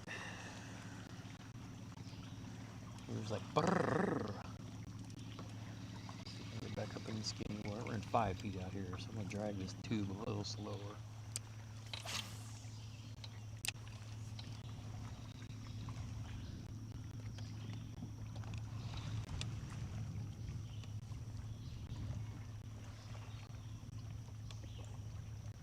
Oh, coffee is life.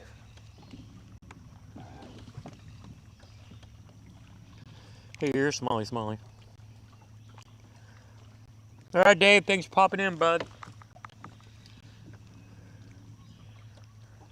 My yard got mowed yesterday. I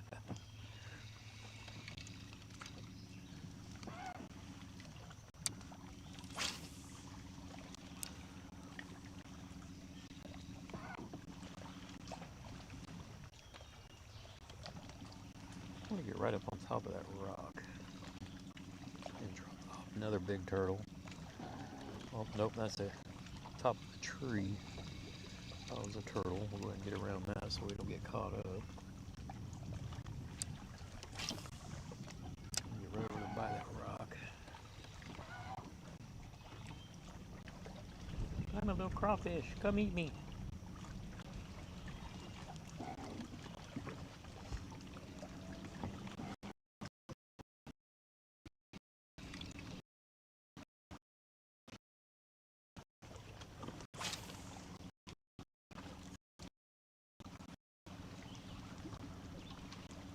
Trying to work this juvie crawl through these rocks pretty good. Can't come off one and find somebody on the back side of one just waiting for a snack. Back side of that little brush pile looks good too.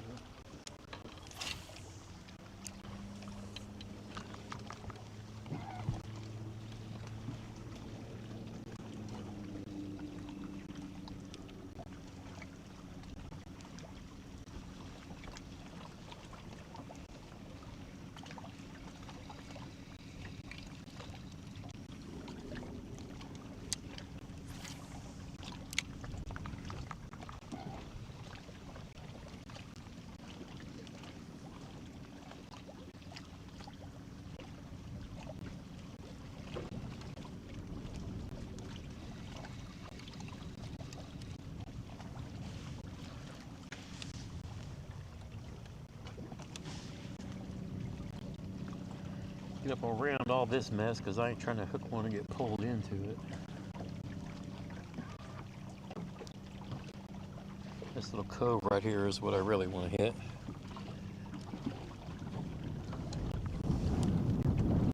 We'll work our way up that a little bit, about halfway of that, and then we're going to move over to the marina out of the wind.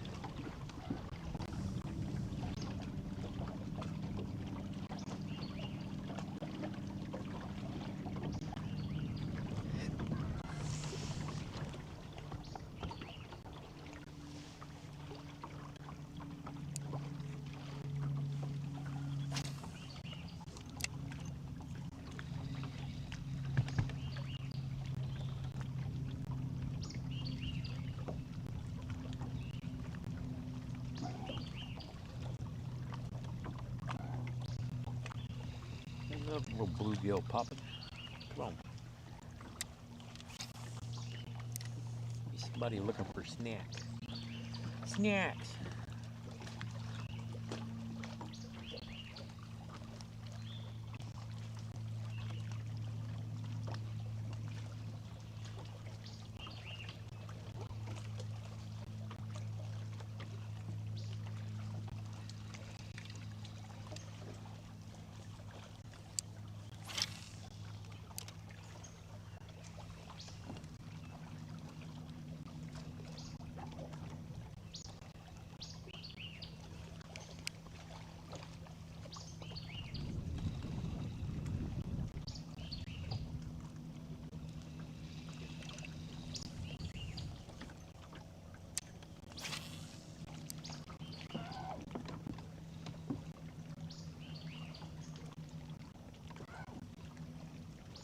Somebody tapping it again.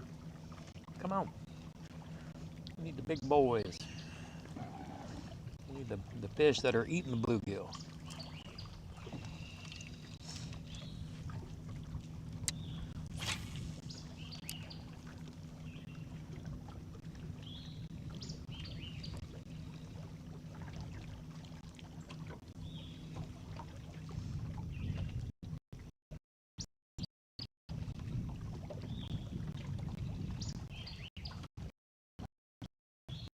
Kind of watching my sonar too, just to see if there's anybody out deeper here out in the 5 feet of water. Like I said, up here somebody at some point. Of course, got the sun pointing right onto this bank right now.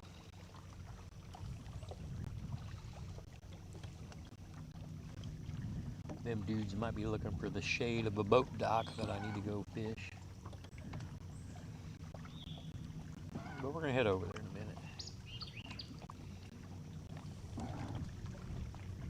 Bluegill chasing my line again.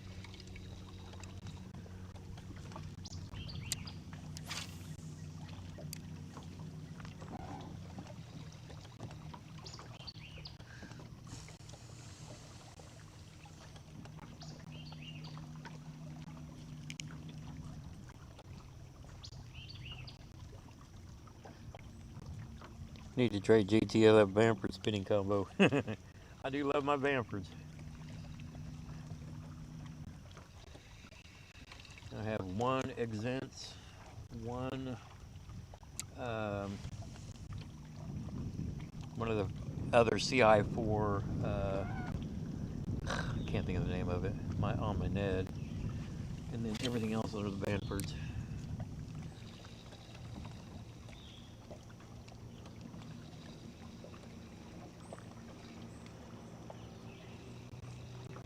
And thinking about that, that reel that I'm not thinking of that I need to pick up was the first reel that I ever bought from American Legacy.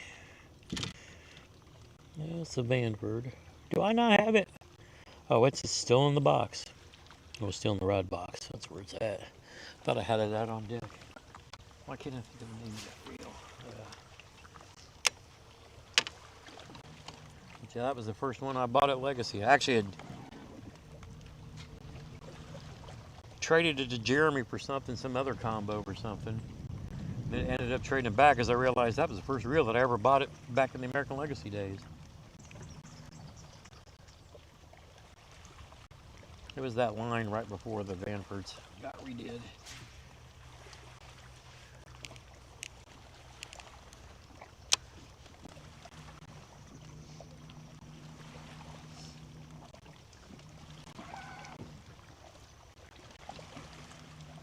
I love the Vanford.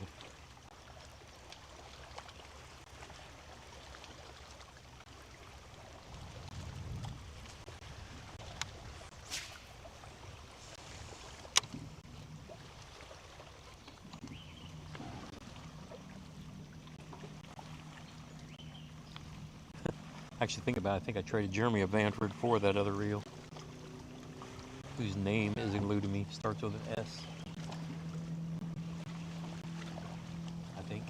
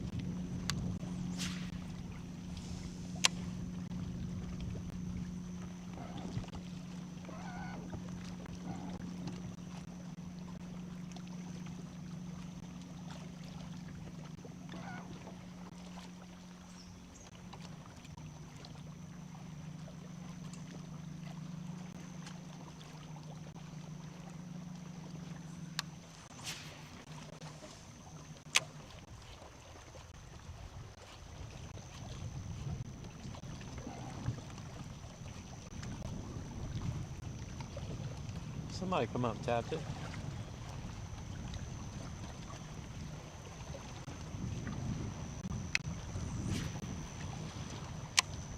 Get off the bank though, I'm letting the wind blow me in a little.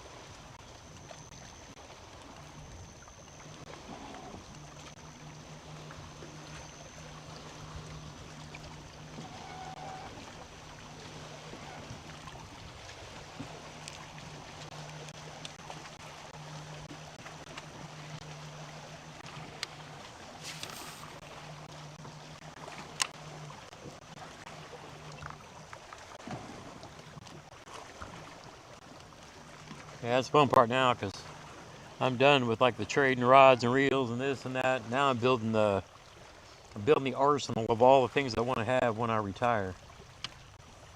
So we're done with the buying stuff just to you know, do a review on it. And oh, did I get that? I popped it right up on that log. But yeah, I'm buying the stuff now, gearing up for retirement. So I got what I want when I'm done. The only thing I add on is if it's just something else that I have to have. Because I was looking hard at picking up one of the new GLX, the black that they just dropped. But it's like I don't need one because I got one, a GLX for everything else.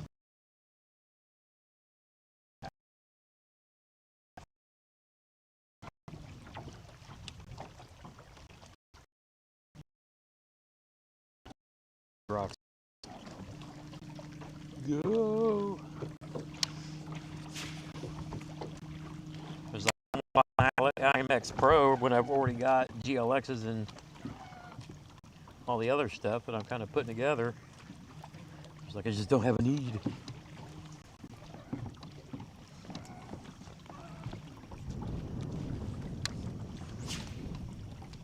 And I think I've pretty much got a rod for like every thing that I want to play with. I do have an SLX swim bait rod. Maybe if I get into the big glide bait thing and they come out with like an IMX Pro swim bait, maybe that would be a reason to move up. Maybe.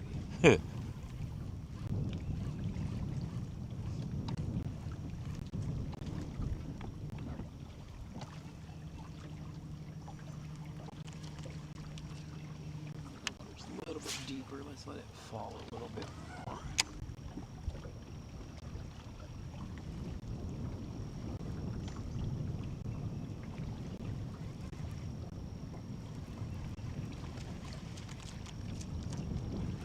We'll save you for throwing under docks. Where is my chatter wagon? Can't believe I've caught more fish on an urchin bait than I have a chatterbait.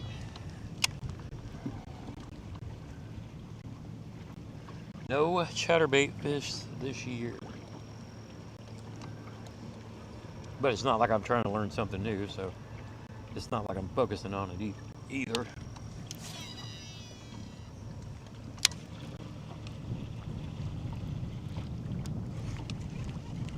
Did catch that tree branch. Oh, somebody hit it. Let's go back through there again. Somebody hit it and missed it.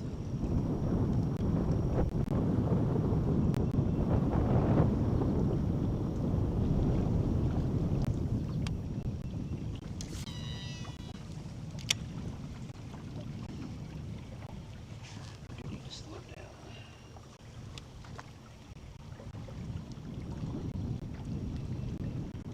We're back in this 6-foot water. Let it fall a little farther down in the water column.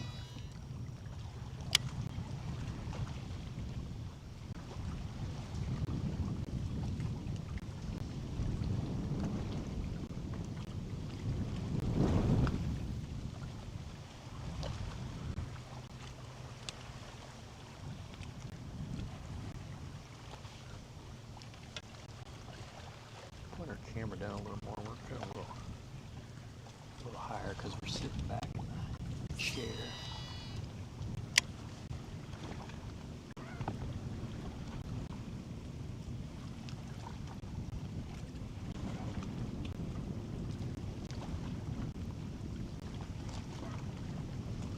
Yeah, I feel like these fish are all deep. Grab that football jig and go sit off one of these points. But again, we're on the shallow side of a. Is that a fish or did you take me into a rock? Nope, that's.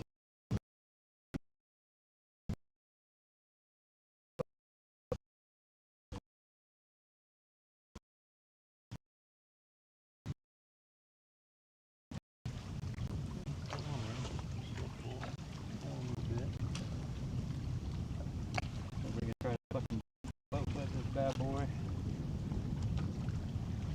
See if I can turn it this way.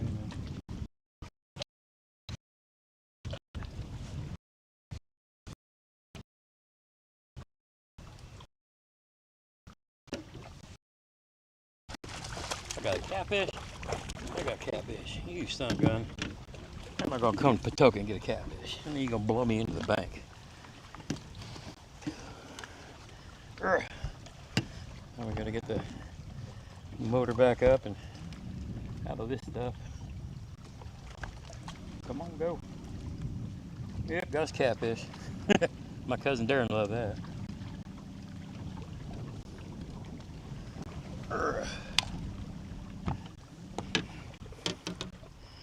What do you want, Mr. Kitty Cat? My pliers. Get my pliers. What are you jacking up my?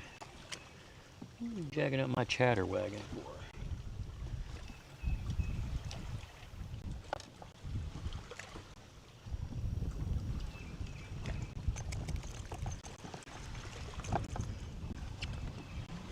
Get my boat turned back.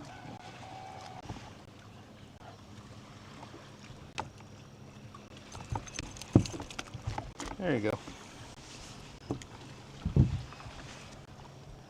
There we go. Anybody want kitty cat for lunch? Go ahead and get him back in the water. Mr. Kitty Kitty. Thought you was gonna be a good smallie. What are you doing messing with me? Messing with me, Mr. Kitty Cat. I'm out here looking for smallies, greenfish. We getting a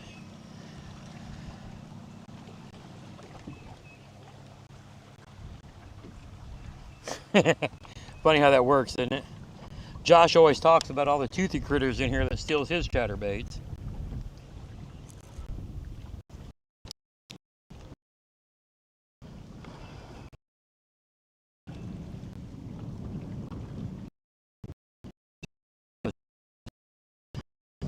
So a lot of the places I fish now, if I'm throwing a white one, then bowfin just tear it up. Just tear it up. But hey, skunk's out the boat. Now we just need to catch one of the fish that we're actually looking for. Primarily bronze, but we'll take a green one at this point.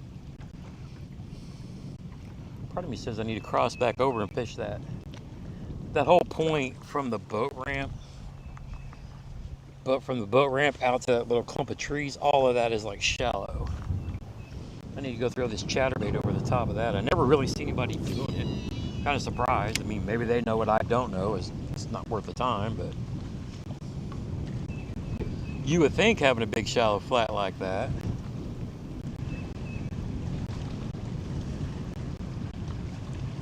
But hey, catfish on the board for the year. That's, you know, I always catch a few of those here and there. Waves coming in. I'm still gonna work my way back up to this point. And we'll go over to the marina. Part of me wants to go down to the stone quarry too. I haven't been in there in the boat. And if it's with the water being up and I can get back in there, I know there's smallies in there. I caught some there a few years ago during one of the kayaks.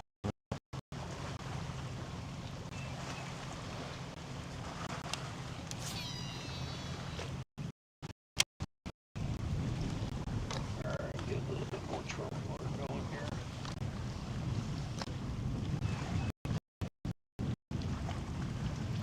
Yeah, the way that fish was fighting, I was like, that don't feel right. Kind of like fighting a drum. But hey, catfish we'll take. Makes for a fun little 2 or 3 pounder.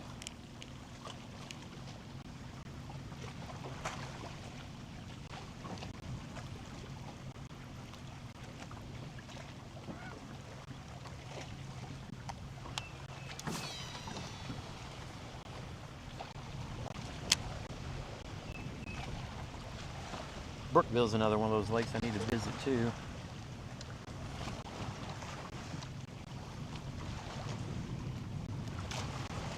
I think I fished there like years ago when I lived in Southport, but I haven't been back since. It's been mostly, I guess, focused on being down here. It's like if I'm gonna go north, I'm gonna go get on the river.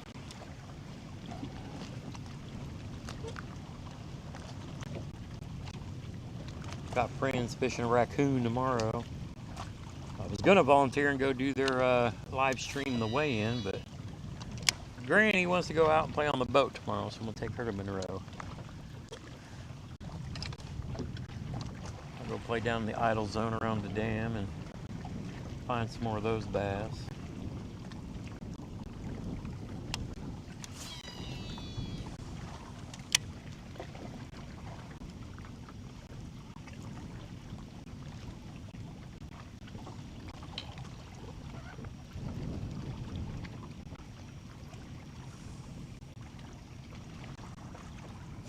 Now's when I should be going back up that bank because now it's in the shade. I'm over here in the sunshine like a dummy. Honestly, I should almost wait and hit them. Well, if I go to the marina now, they'll be under the docks. We all know I love skipping some docks.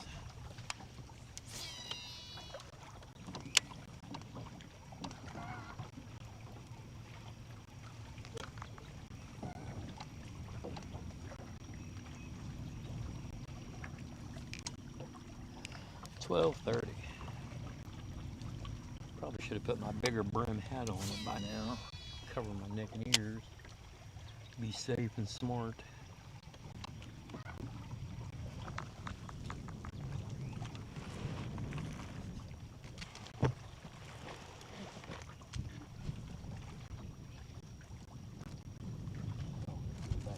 I'll put it on when we move. Protect my neck and ears.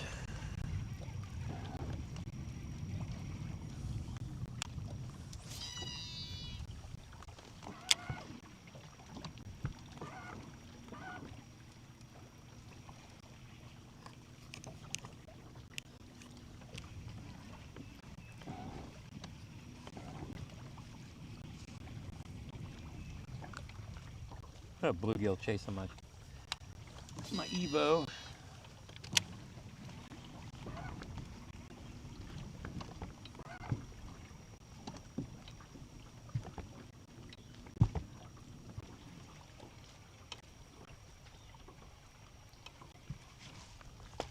See, I'm gonna go ahead. I'm in 5 foot. I'm gonna go ahead and let that hit the bottom.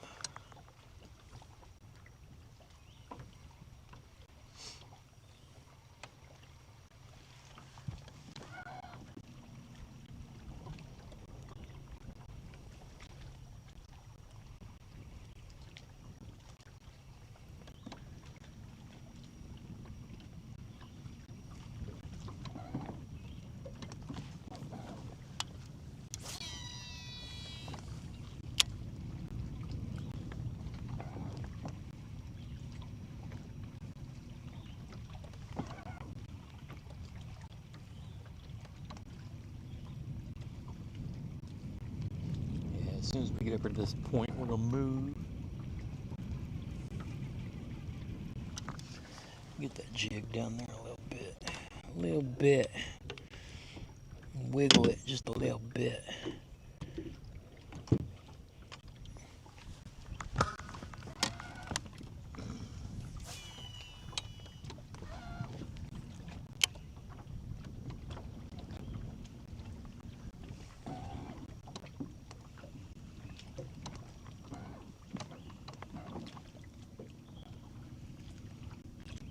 I got a bluegill passer in it.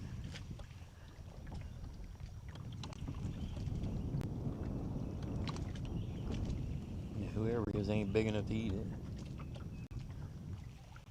Down there, tap, tap, tap, tap.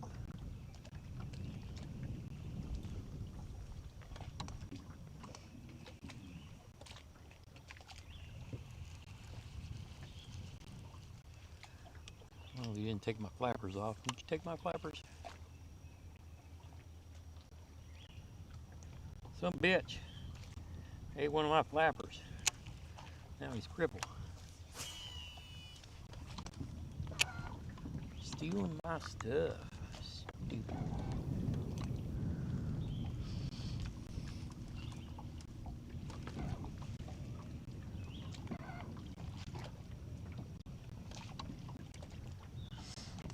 Stole my flapper.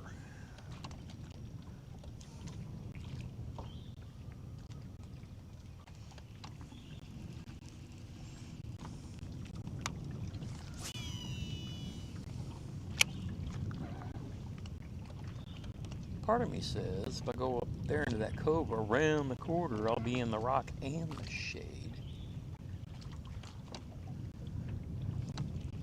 Because the marina's in the full sunshine now.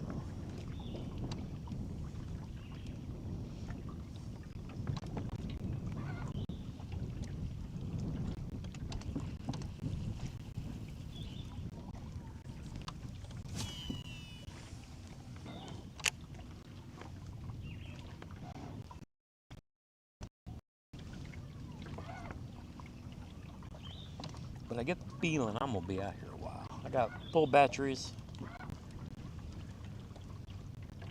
Can't stay out too late because I gotta get home and get the stuff ready to take the kids pond fishing tomorrow.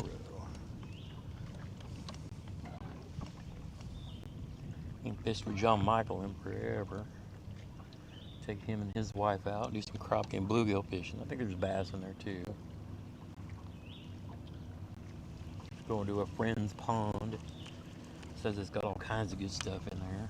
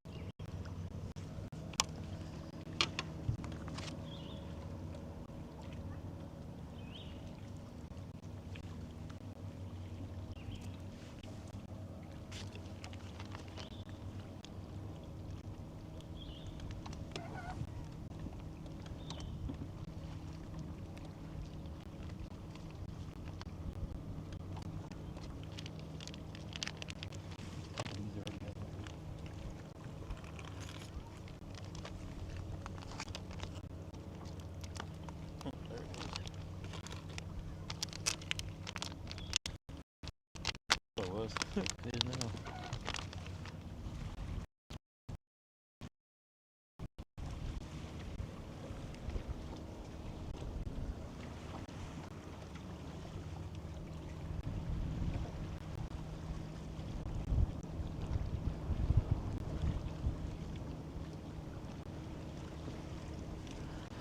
There we go.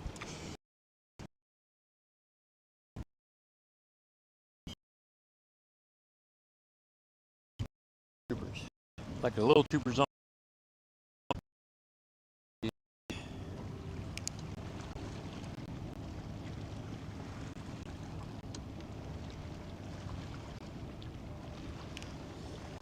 Yeah, I was talking to some guys earlier, they saying everything they saw was suspended. So I'm gonna debate on going around the corner and hitting the shady bank on this side of that stuff. I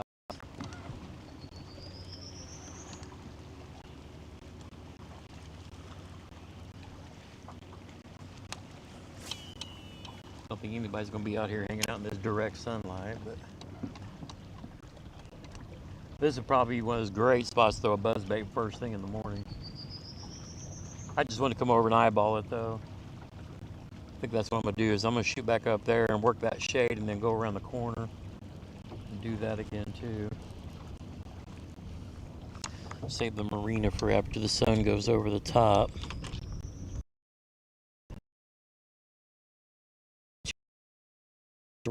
Up there.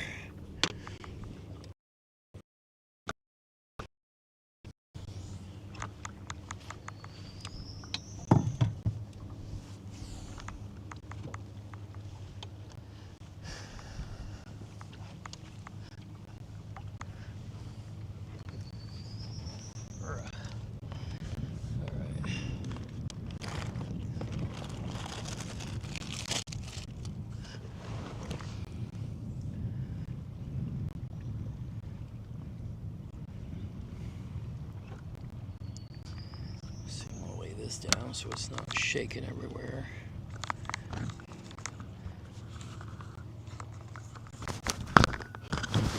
Mic there too, so hopefully it's somewhat.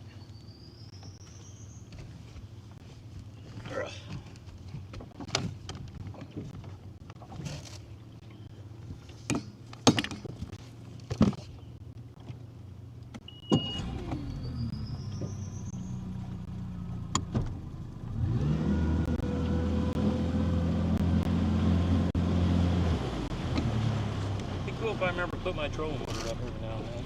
That would be cool.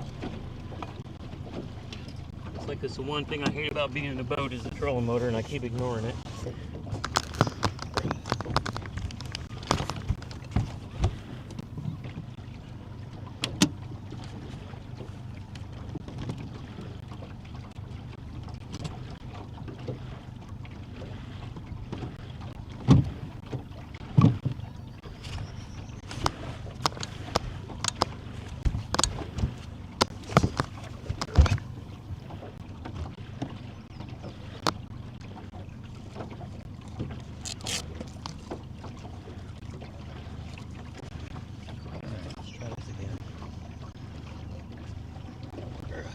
Switch hats while we're here. The old big floppy. Mr. Smallies, sorry.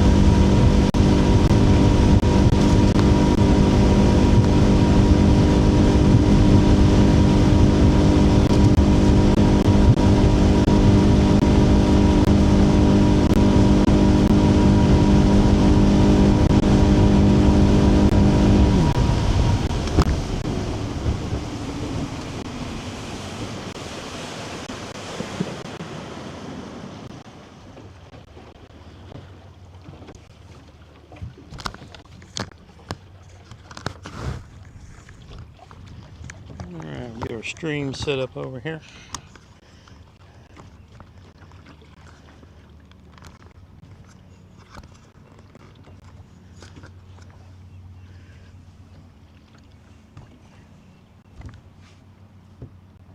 Let's see, I do need to get my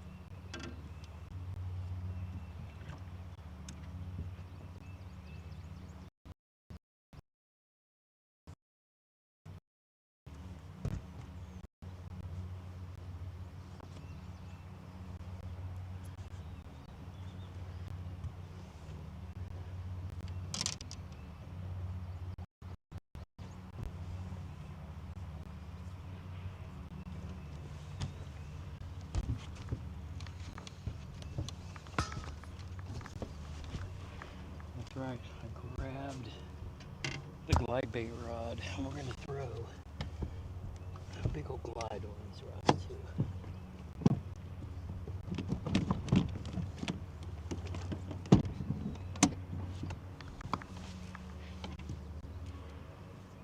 But we're going to work our way in. Football jig.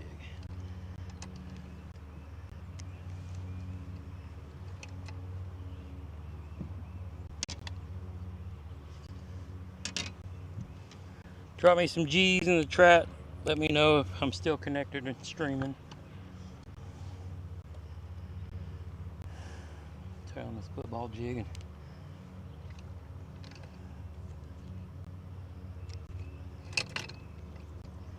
just throw me a G for Gramps. Let me know you're still there. You can still hear me. I'm still connected.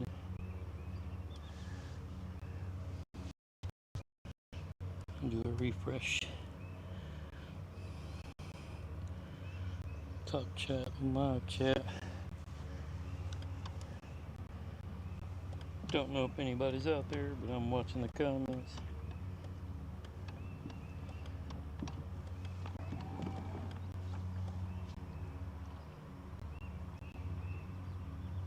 I want this tied on later for when we go to Josh's point. Anyway, that reminds me, I need to order some more of these crawls.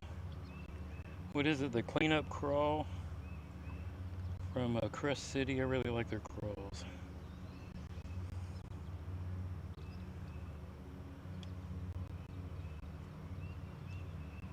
What in the hell did I do here? My loops missed everything.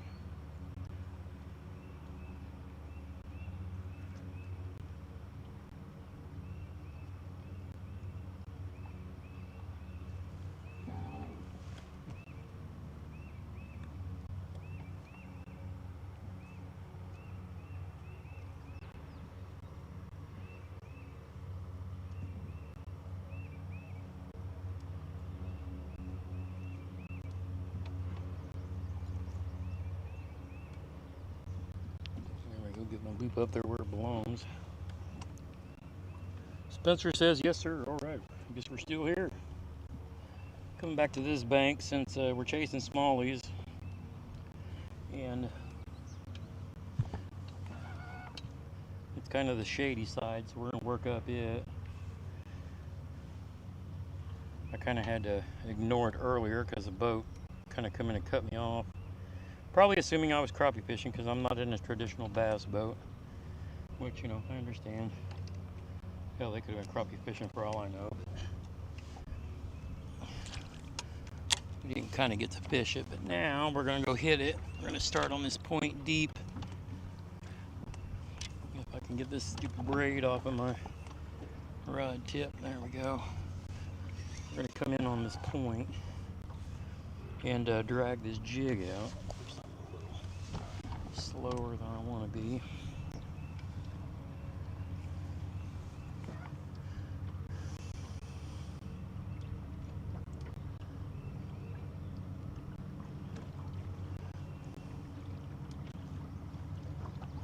Start working up to this point till we get where it starts coming back up.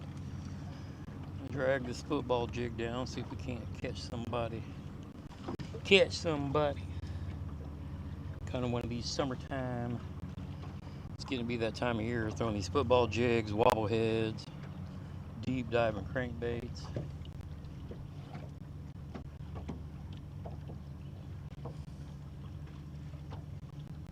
But I want to go try to see if I can't catch one of these smallies, maybe pushed up on these rocks in the shade.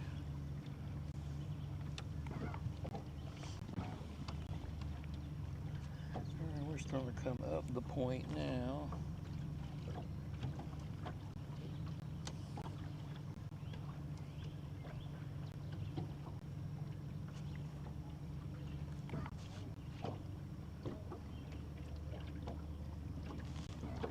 There's 24.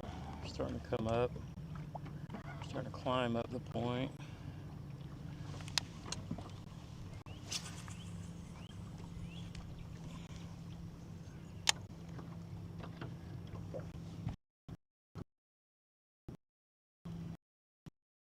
And even not kind of where I want to be. I want to be in that, like,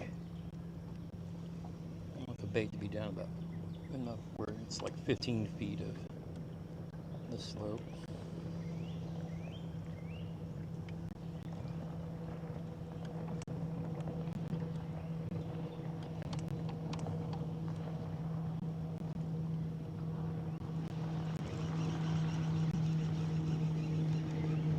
I'm at 22 out here, so if I go all the way to the bank and come out, that'll be a little better.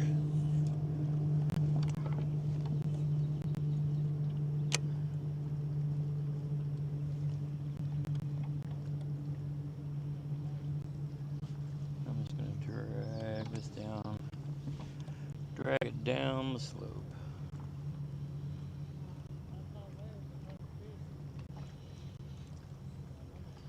Yeah, they're still big boulders that far out.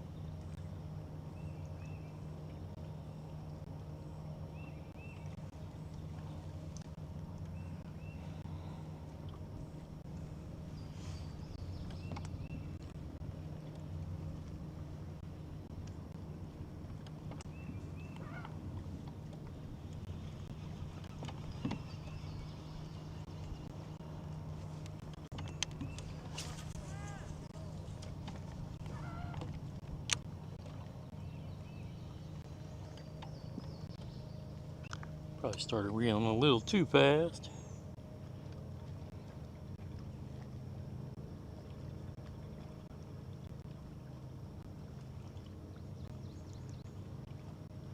Peter Piper used the smart buying tools from Amazon Business and positively prospered. 1. Comfort first. Upgraded flexible fabric. Light. Breathable.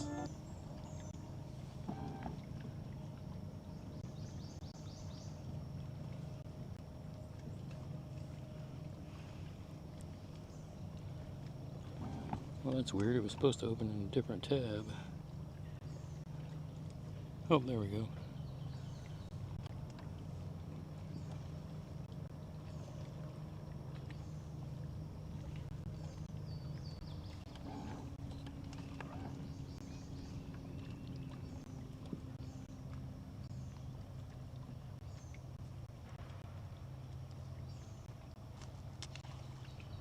Oops, somebody's out there jumping around.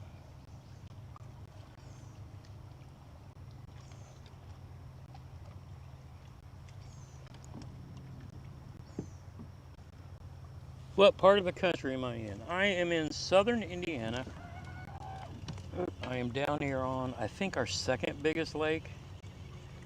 Um, so that means it gets beat up by like all the tournament guys all the time. But I'm on Patoka Lake in southern Indiana. It's down near French Lick, Indiana, where Larry Bird is from. And I'm fishing out of my boat this year. Normally I fish in a kayak. But I'm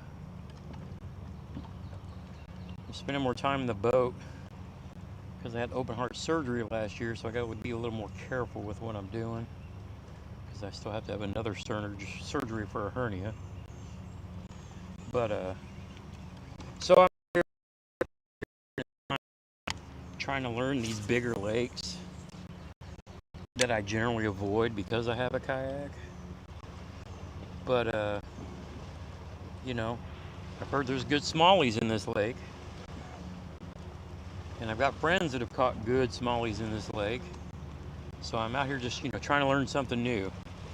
We generally river and creek fish for smallmouth. But I mean, they're in some of these bigger lakes too. 2 years ago, I had on one of my live streams the guy who caught the new state record smallmouth that came out of the lake up near where I live, Lake Monroe. But again, I generally avoid these because I like fishing on my kayak. And I bought my boat during COVID so I could take my kids and grandkids fishing, crappie and bluegill. But since I'm kind of can't kayak fish because I can't be dragging stuff around, I'm just boat fishing and trying to fish in different places and learn some different things.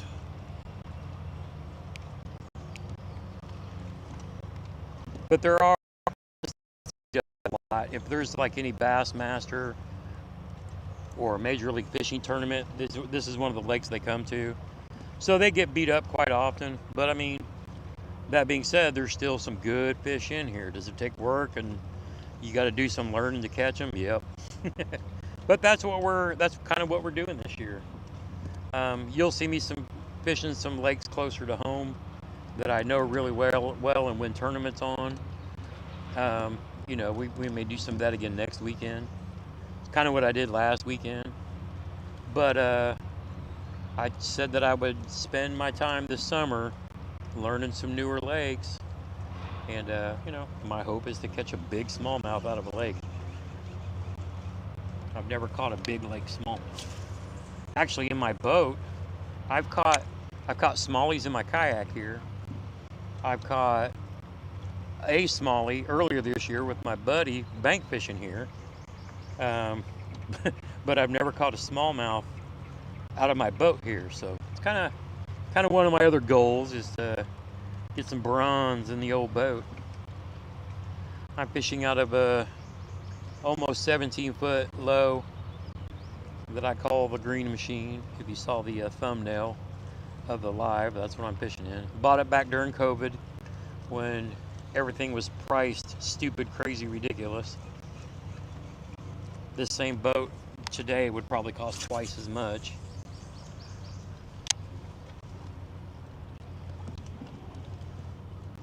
But yeah, we just got a couple of 5-inch Humminbird graphs on it, down and side imaging. Well, down up front, but no scoping on this one, not yet anyway. We might add that for chasing crappie. But yeah, it's a beautiful lake. I mean, absolutely gorgeous out here today. Oh, somebody caught him a good crappie over there in the cove. But I'm going to be mixing it up as the summer goes along too. We're going to be doing some bluegill and crappie fishing out of the boat. My youngest son and his wife, she's not been fishing with us before, so we're going to take her out actually tomorrow, where we're going to go do some pond fishing there. Take her out for her first time fishing with us. And then tomorrow afternoon, I'll have my wife in the boat. She wants to come out and play in the sun and read her book, chill while I go fish, and then I'll take her to dinner after. But yeah, I figured my channel lay dead for, I shouldn't say that. My channel was offline for about 9 months while I was recovering from my surgery. And basically sold all my fishing stuff except for my rods and reels and my boat. My thought process was, well, I can't fish until 2027. I need and kayaks and kayak trailers sitting around doing nothing for, over a year. And I just figured I'll keep my rods and reels in my boat. And then in 2027, when I get my next set of surgeries and start fishing again, I'll just, get another kayak and buy whatever the new baits are, and start over, so to speak. But I couldn't make myself stay off the water. So I told my wife, I was like, I'm gonna go see if I can be careful, because I still have to. I said, I'm gonna go see if I can fish in the boat and it be safe without jacking my hernia up. Because my problem is, if I slip or fall and I make my hernia worse and they have to do like an emergency surgery, I'm screwed. Because, I'm on blood thinners from the open heart surgery. But my doctor said, I said, hey, what are my limitations? She said, just be careful, and if it hurts, stop. And so I have found that, moving around the boat very carefully and being very purposeful with everything I do, I'm okay. I gotta be very, very careful at the boat ramp and not slip or, fall on the dock or something. But so far, we've been bank fishing carefully. We've been out here in the boat a few times, and so I started buying more baits. And here we are. Back on the water.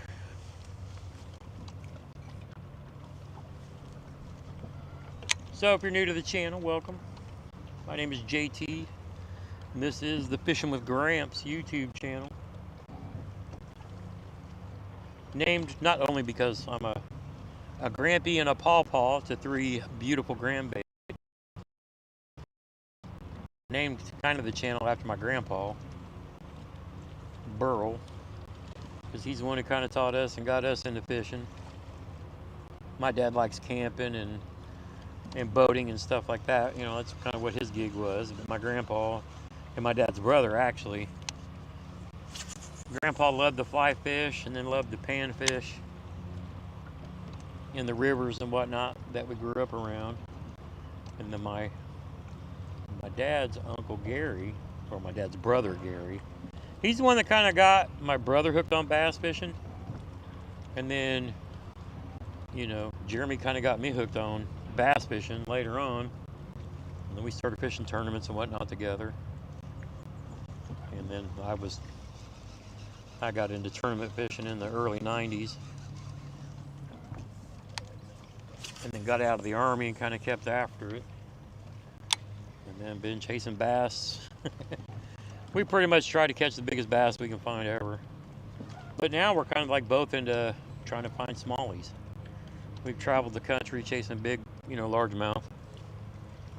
And now my new obsession is smallmouth bass. So I know there's some decent ones in here. Me and this football head jig probably shouldn't be in this, along this bank, but I'm trying to test the waters a little deeper, even though I need to get around this corner and get on this bank that I'm going up to. Around this corner is going to be a lot of shade, so that'll be where we're going to kind of target. I'm kind of dragging this football jig out here a little deeper. Plus, this is my live scope. I'm dragging this football head as like what see what the bottom's like all the way out here, and I feel rock all the way out to the boat. So the lake is up high because of all the rains and floods. And big old turtle. But yeah, we're out scouting around. We caught a catfish earlier. goal is to get up on this corner and catch me a smallie. But we'll probably catch a greenfish too.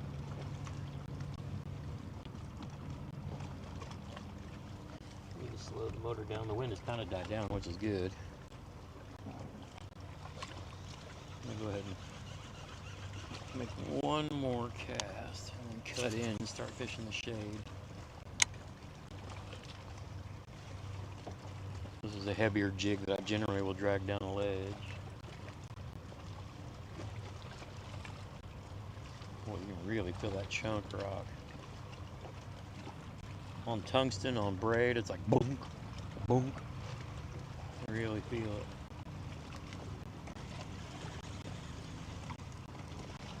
Let's go ahead and get something over there over the top of those rocks in that shade. First, we need to get our net back hanging over the side, so if we get a good one, we can grab our net.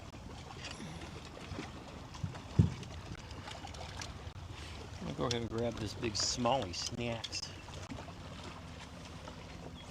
Ooh, close the bail, trying to cast. There we go.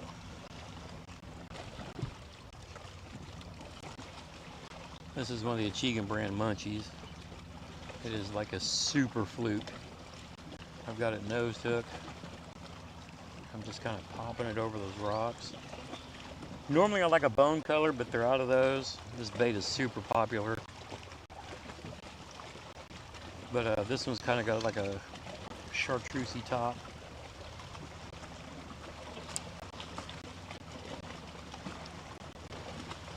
And like a sandy bottom. Popping it over the top of these rocks, trying to find somebody that's hanging out in the rocks looking for a snack, a smallie snack. Probably go back and forth between this and the prickly pear. Just keep it popping over the top of the rocks. See if we can't get somebody to come up and munch.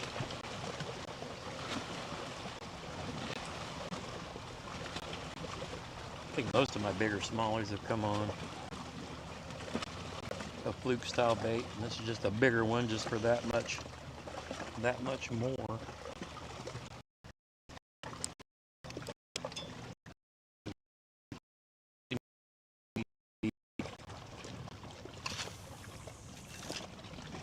Rod for this. I could throw it on my bait caster, but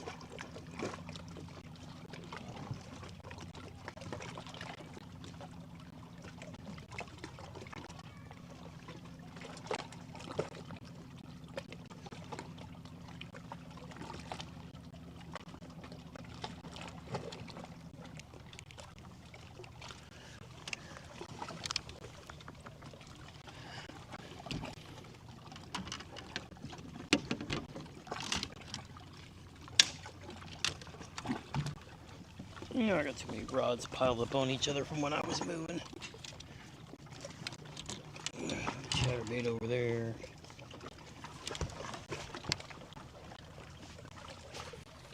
I'm catching pretty good on this Hag's prickly pear, so at least the largemouth. I got a smallie on it yet. Got some good largemouth on it last weekend. Do I throw topwater much? Generally early morning. Now, like a whopper plopper, if I'm chasing smallies, when I'm on a creek or a river, that's when I tend to throw it more than anything. Generally, if I'm up on the water, which I didn't get up early today. I was wore out from work this week, so I slept in a few hours. But generally, I'm on the water when the sun's coming up.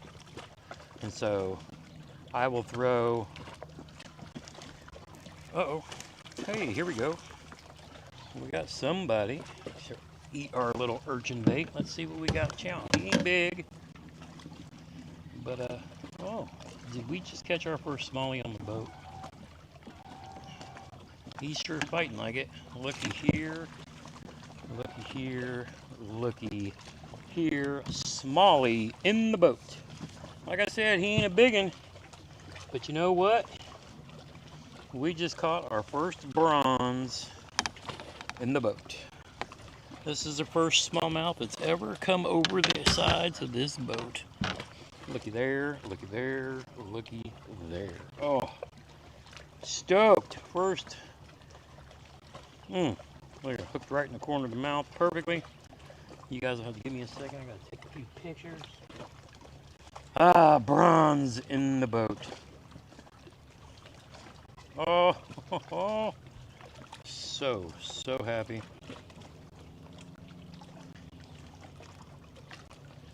Man.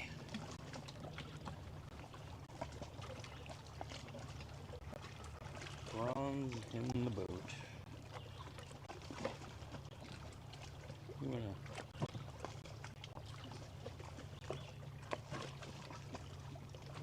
Woo!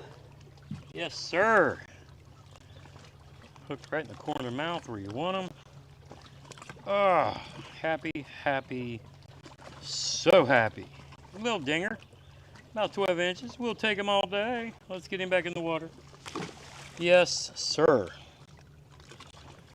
Oh, man, I've been trying to catch a smallie in the boat here for a little while. And if you see, I got that little Jewel Bait Company hook, or weight. You run the hook point through it, and then you can Nico rig it. And that held perfectly fine. It moved the bait kind of out of the way, kept it pinned in the corner of the mouth. Yes, sir. Oh, super stoked about that. Yep, we came over to the shade, we caught a fish. Came over to the shade and caught a fish.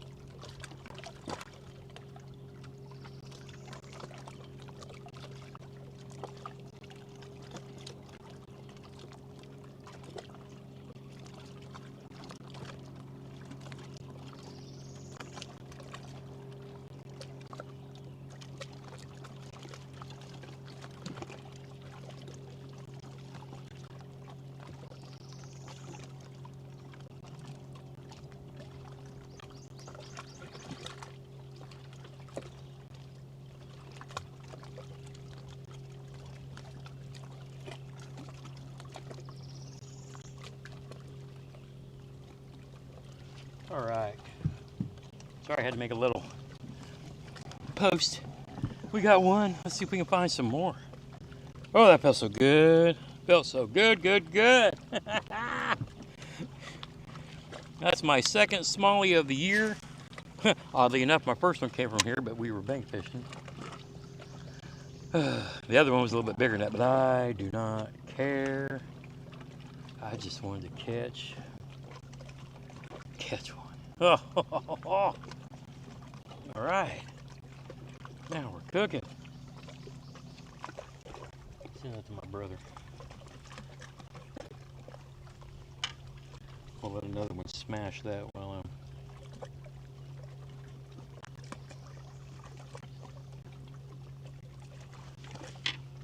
He's probably out at Boggs today practicing for the upcoming Grubby Derb.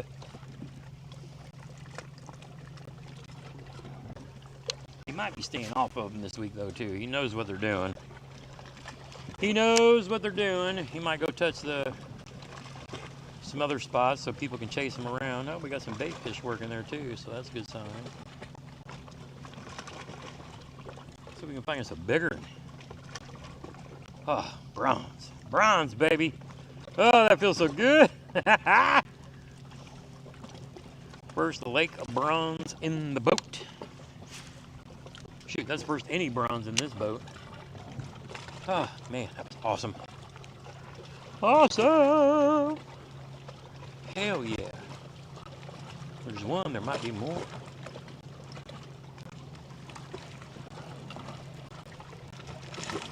Probably pulled that a little too fast. I thought I had a little nibble. Little nibble. Just keep working this in the shady spots in these rocks. Hails to the yeah! Bronze. Gotta make sure I still got connection. I know if my Starlink gets if I get too close to these trees, the Starlink will drop because I don't know which way the satellites are. I just put it on the boat and go. I don't like try to tune it and figure out which way the satellites are. I probably should, at least once while I'm sitting out here. I might do that later when I stop live streaming and I got a video I gotta do.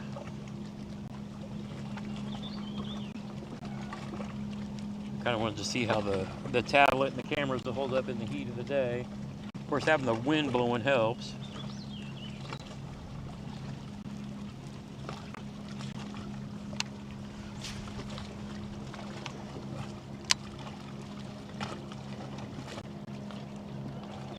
Yes. Smallie. That was awesome.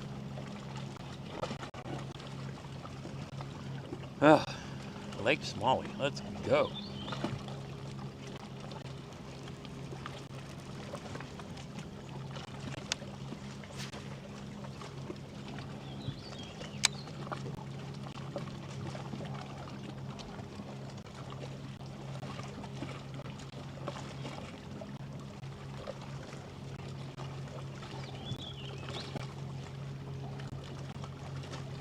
Oh, that was awesome. Awesome!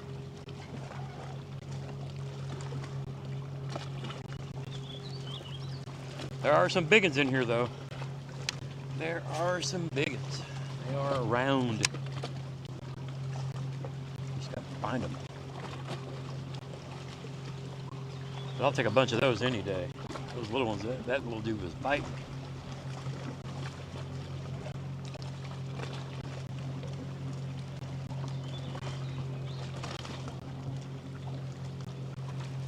Back up there in that shade.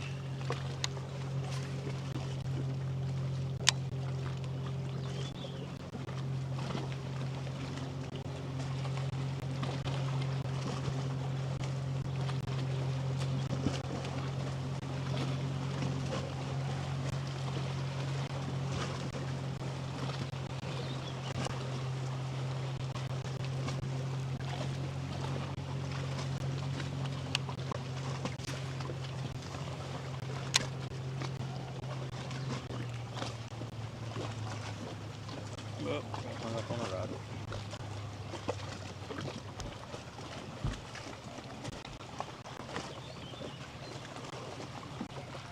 Oh wait, did it come off? Yep, it did.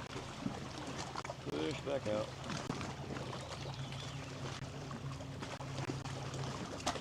Push back out.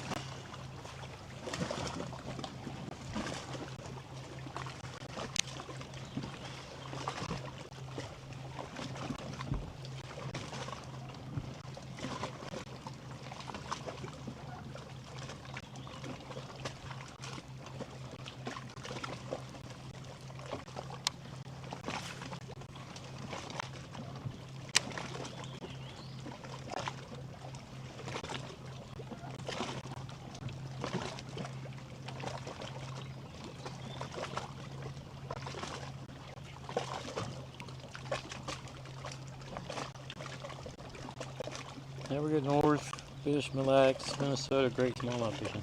Yeah, I was actually supposed to go up there last year for a kayak adventure series, and that's the week I had I gave myself a hernia cleaning up my yard from a tornado, and which kept me from going because I needed surgery. And then a week later, I had a heart attack, and that's when I had my open heart surgery. So, yeah, I was supposed to be up there. My wife's actually from Minnesota, from a little town called Blooming Prairie. I guess it's on the southern part of the state near Austin, I believe. I've only been through there like once, but yeah, I got a lot of friends that fish up that way. Hellabass is up there. My dude Punch Fishing is up that way. Got a buddy of mine who he kayak fishes up there, Scrivener. And I think Elvis Lee and his sons are from Minnesota as well. But yeah, I can't wait to. I have a revenge tour planned someday when Kayak Adventure Series goes back up there, because I definitely want to go fish for some of those northern fish. My wife has been telling me forever, because I've been chasing largemouth like forever, so I had no interest in going up north. I'm like, well, there ain't no big bass up there, and I don't care about no smallies, until I started catching smallies. Then all that changed. Now I want to get back up there. But that's why we're going to St. Clair for the first time in a couple of weeks.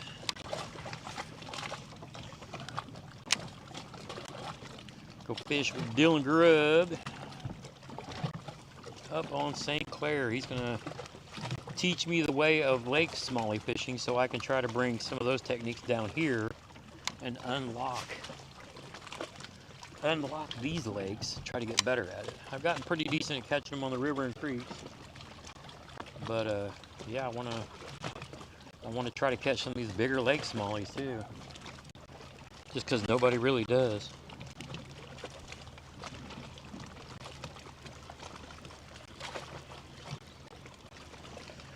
Yeah, I was depressed throughout the winter, not knowing I wasn't gonna be able to fish this year.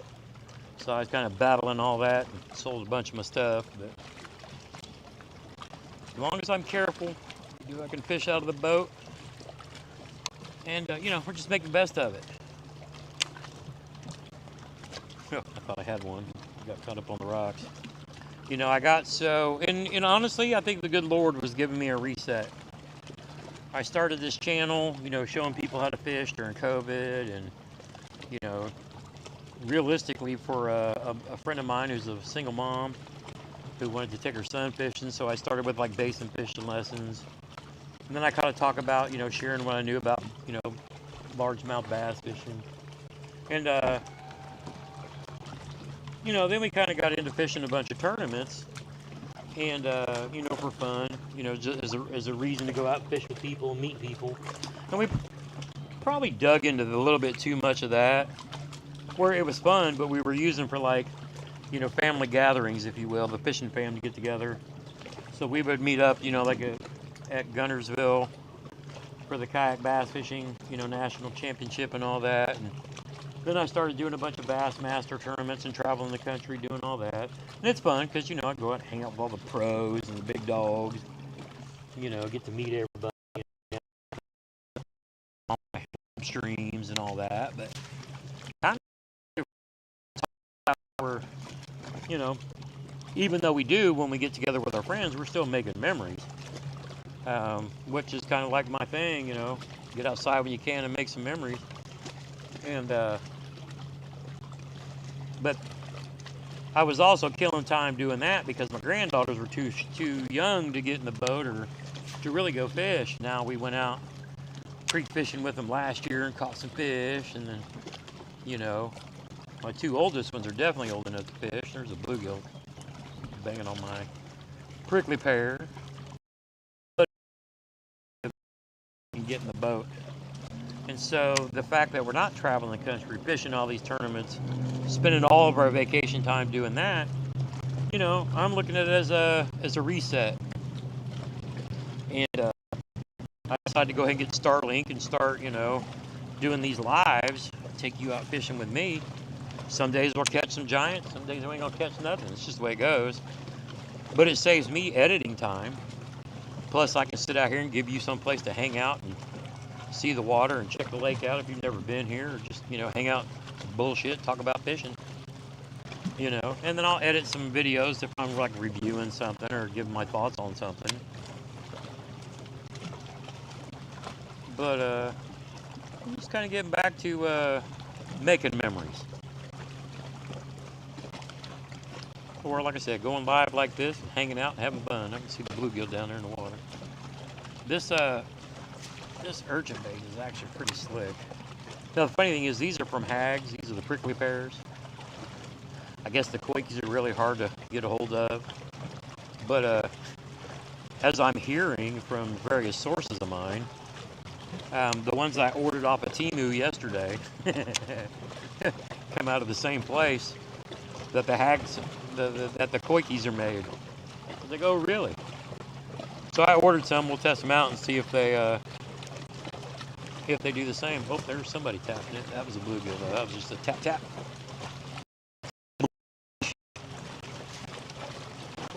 You can tell the difference. The bluegills will peck at it. The bass get a hold of it.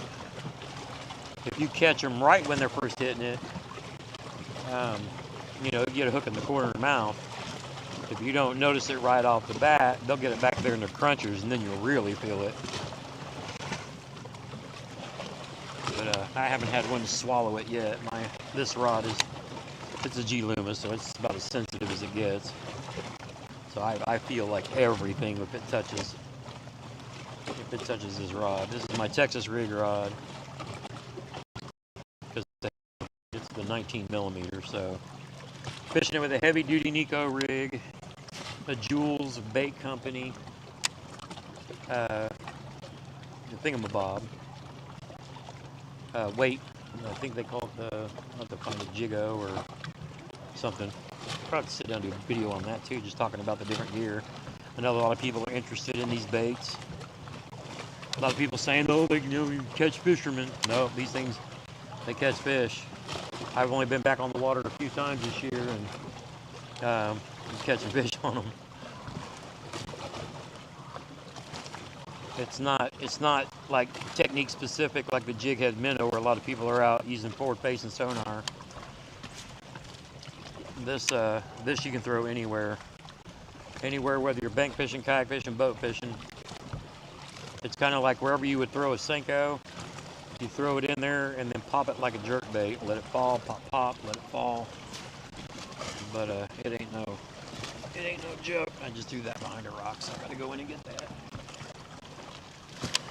Let it fly a little too far. And pinched right in there.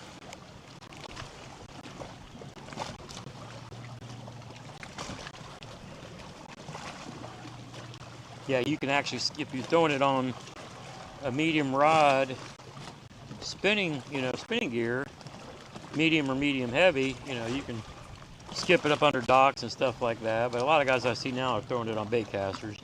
Now there's lighter ones like the Yamamoto Uni or Uni, whatever they call it. There we go, let's get off these rocks.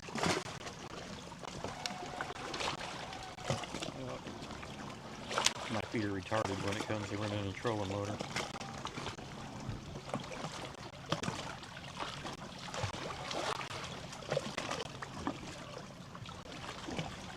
Yeah, but you can see in the water here that all of that is just all chunk rock bank. Be perfect for smallies to kind of be cruising, looking for crawls and trapping shad and whatnot, and bluegill.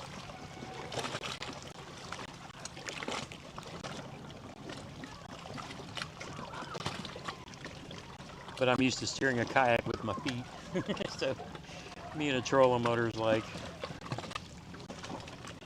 we're always fighting each other.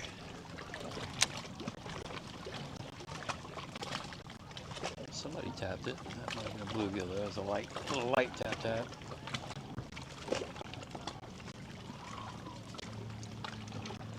Yeah, we're just working this rock shelf in the shade. See if we can.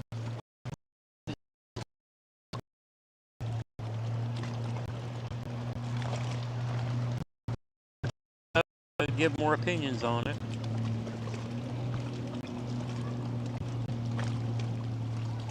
I've seen some footage, and I'm gonna do a video like talking about this bait. I know everybody and their brother is too, but you know, I still like to do my opinions on things based on what I've learned.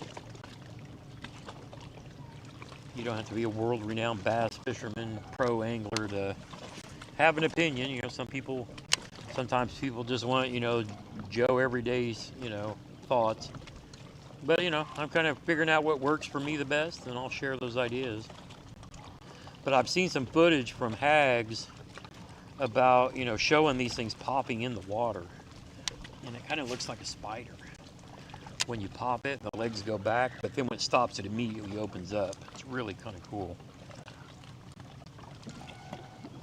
And I see why they react to it that way too. You know, because it's like moving and then it stops and then the legs open up. It's like, whoa. Triggers that instinct. Look at that dark hole right there. I just casted that into. Tell me, fish in there.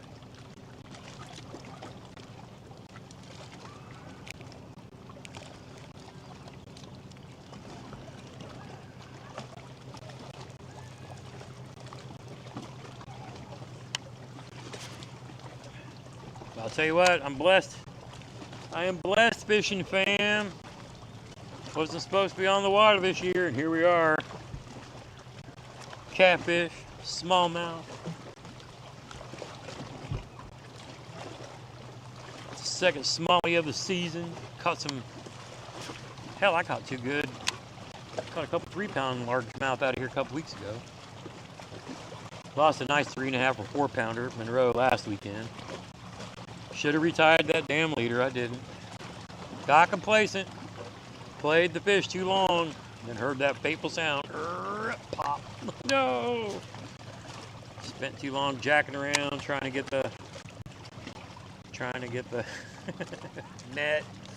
On the phone with my brother, talking shit, walking the bass back and forth. And lost my morning dawn color.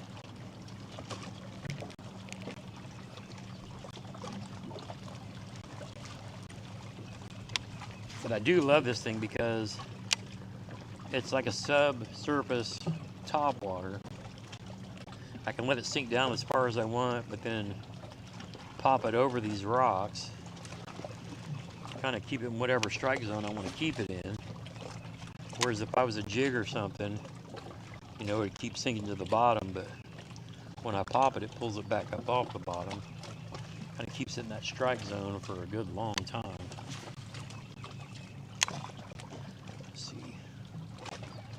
Another bluegill tapping it. But I'll tell you what, this bait is fun as shit. Bluegills are chasing it. I saw them that time. It's just a different type of bait, and it's fun. It's like the action of a topwater frog or whatever, but it's like right under the right under the surface. And you could throw it and not put any weights in it at all and work at topwater, which, you know, hey, we might do. You know, that'd be kind of cool. Get out here early in the morning and run it like a topwater. I've also got a few other techniques I'm going to try with it as we get into the deeper summer pattern.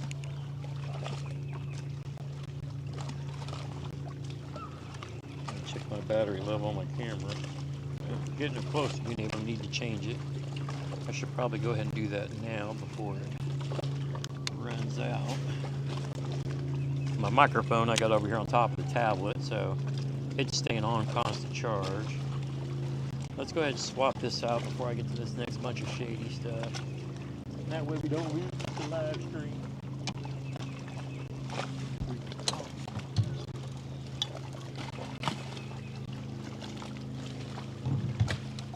Coffee's still hot sitting in the sun. Alright. Quick battery swap.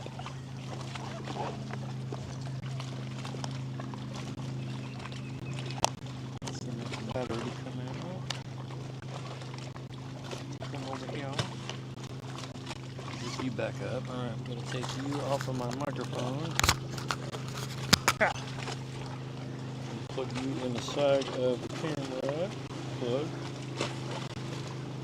Shows charging. Open the door.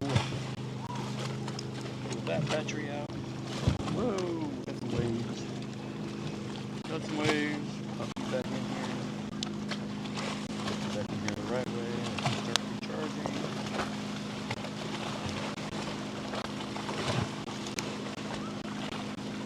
People ask me about cameras and whatnot. Right now, I only use DJI. GoPro's overheated forever. And plus, if you want to run an external microphone like I'm doing right there, that's directly connected. It's directly connected to the camera. So DJI uses its own proprietary wireless connection. I just got these two batteries here together. It uses its own proprietary wireless technology versus, like, if you were to take a GoPro and plug in a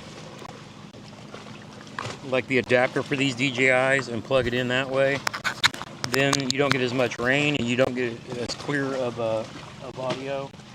Whereas DJI has its own wireless connection, so this is wired or is directly connected to this camera. And then I'm using the DJI Osmo or Mimo software to stream through my phone to YouTube. But once that live stream starts, it's actually connected through YouTube using the wireless of the Starlink that I have in the back of the boat. So the camera is basically directly connected to YouTube now. And then I'm watching the chat. But GoPro has recently came out with their new Mission 1 cameras, and they are built to battle the heat and the cold. Well, Gramps, why don't you go get one of those? Because they don't yet have their own proprietary microphones to connect. Now, rumor is they're going to, and when that happens, I will go get a setup and test it out. Why? Because GoPro is a US-based company, DJI is Chinese-based, and I'd rather support an American company, but I can't do that when their stuff overheats. That being said, I have DJI drone, I have like 5 DJI cameras, and they just work. Am I worried about China? No. You know, they're we make half our shit in their factories anyway. But, you know, that being said, if there was like if we ever had like a trade agreement with China and then, you know, there was like a US conglomerate, hey, I'm already a DJI guy. Because their shit just works. Now, I would love to see them, you know, make a, you know, up their game. Not that they really needed to do it because the Osmo action cameras don't overheat like, you know, but it's just, you know, one of those things. But I'm trying to bring up on the stream. I know that even sometimes when I'm streaming like this, it can get and that's, you know, a lot of that to do with the Starlink, you know, not always having a satellite to talk to, or the signal gets a little weaker. But for the most part, you know, it's flawless.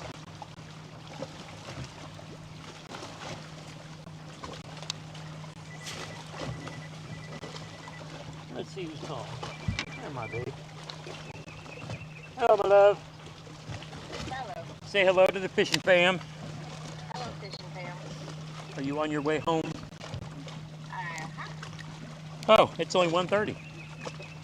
Maxi Flex. Maxi Flex. I don't blame you. I needed some of that in my life too. Well, Yes.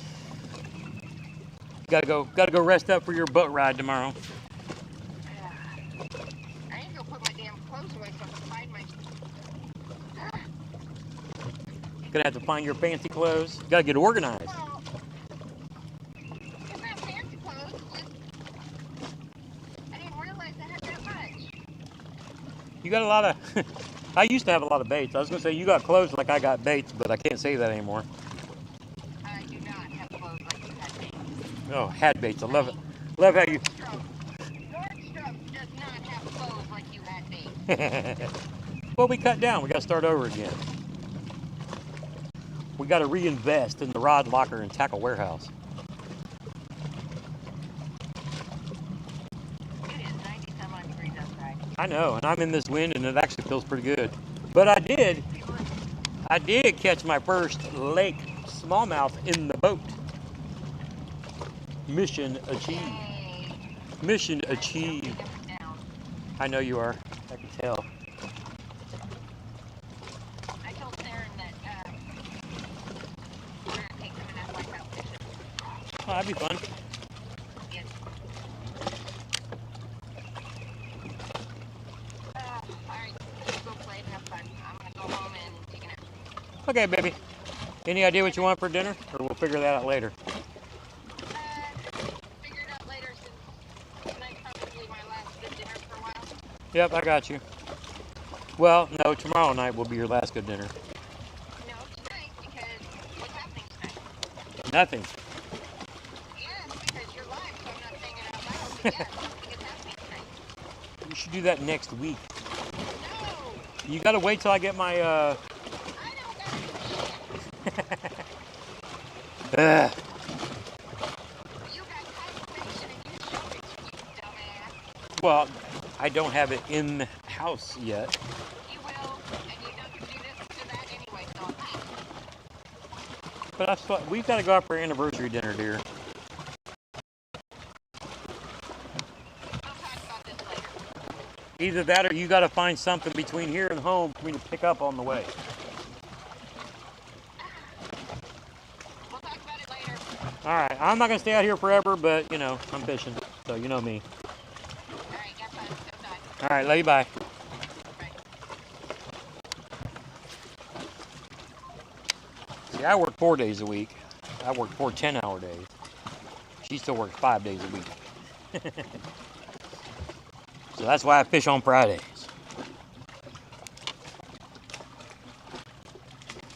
Can't tell me if you know they're small. Pushed up in here somewhere. Come on. Put my motor down a little too much. Let's speed her up a little bit. The waves are kind of pushing us down.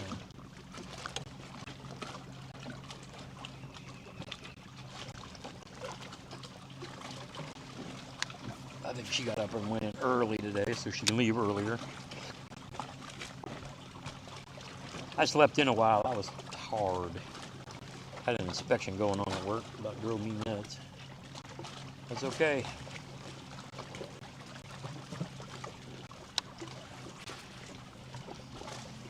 Here, fishy, fishy. Somebody smashed that.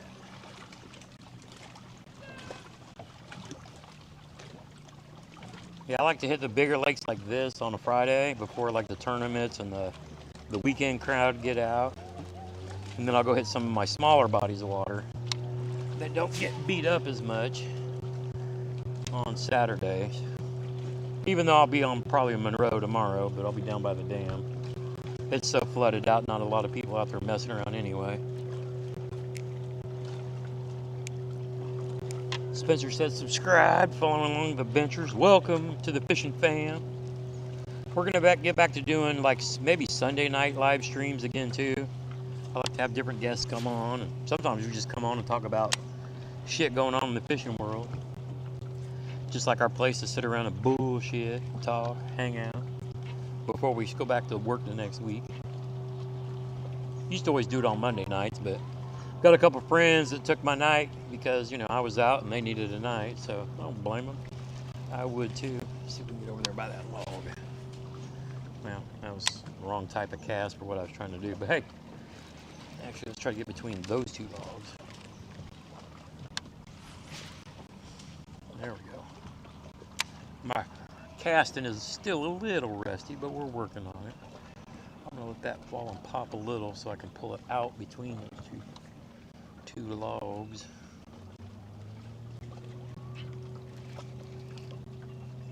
Yep, I knew I started pulling too fast because I wasn't clear of that log.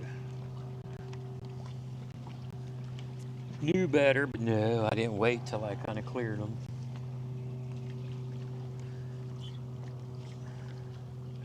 Skinnied it right up next to that. I need to probably put this down and grab that jig while I'm in between these trees and stuff. Here we go.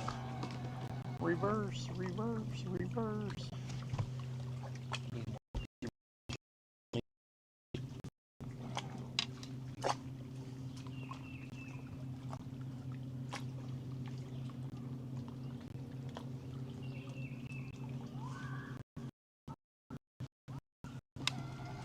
I said we were going to pick up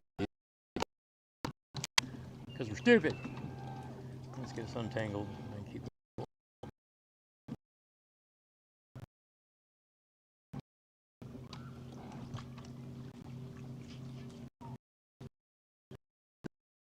points, which means they're dragging big football jigs deep.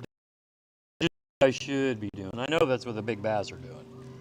Like I said, I'm trying to work this shade and get a smallie. I feel like I could go out and drag a point and catch a big green fish.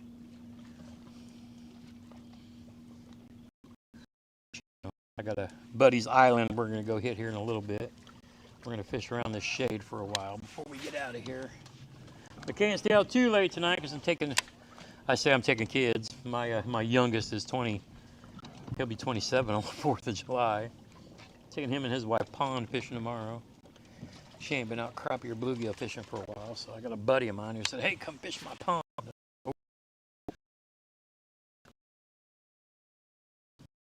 To make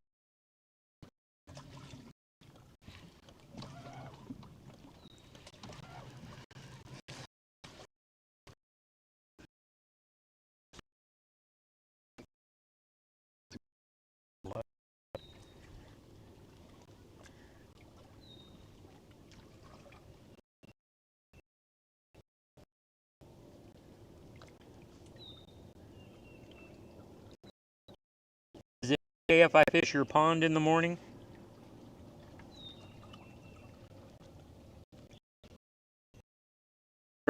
I'd love to catch a crappie.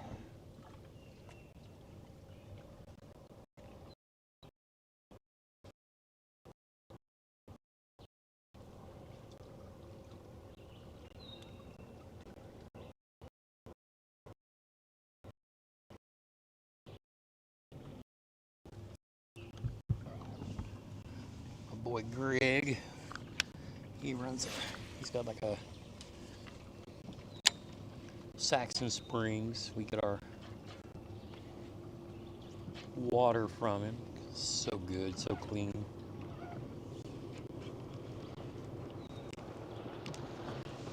If anybody's still in the chat, drop a G. Let me know you're still here.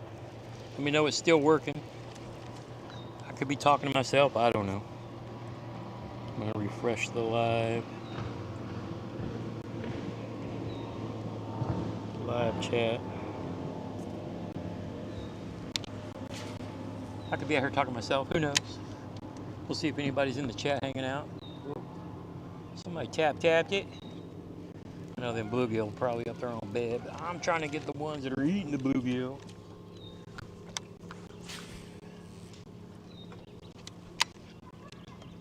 Slow my motor down a skosh. Pop, pop. Pop, pop. Back in the sun. Whoops, Spencer says he's still there. I see them G's for Gramps. I always do that everywhere else, like on Whatnot and other places. Drop dubs in the chat. I'm a Gramps. Drop a G for OG, old Gramps. Watch out. Boy, there's not a big green bass right there. Come on. Come on with you.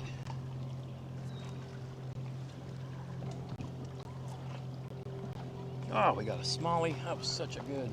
Take that all day. Wow.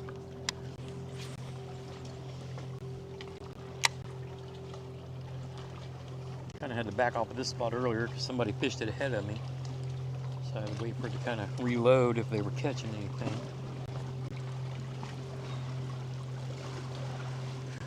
My friend Ralph is down on the East Coast somewhere. The Bassmaster Elites, or I can't remember where they're at. But he's a boat marshal. So he's riding around in a boat and he's taking a picture of the pros he's with. Yesterday, the kid he was with was just smashing them. Caught like a 6-pounder, 2 5-pounders. I think he was in 10th place after day 1. And then he's out with another young guy today. I haven't seen what they were doing, but he was feeling pretty optimistic. But being a boat marshal at a Bassmaster event would be cool as you can get. Hang out in the boat all day, take pics for the guy, make sure he's not breaking any rules. If they come up through here, I'll do that one of these days. That'd be fun to do. Hell, I'd probably offer to live stream for the dude, but I don't think they let them do that anymore.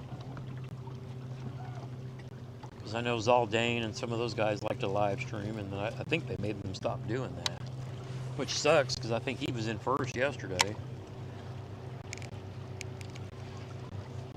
Even though I kayak fish tournaments, I still... Well, that's a bait fish moving right there. That's a good sign. Even though I kayak tournaments, I still pay attention to Major League Fishing and Bassmaster. I'm a life member of Bass. So I like going to the Classic and doing all that good stuff.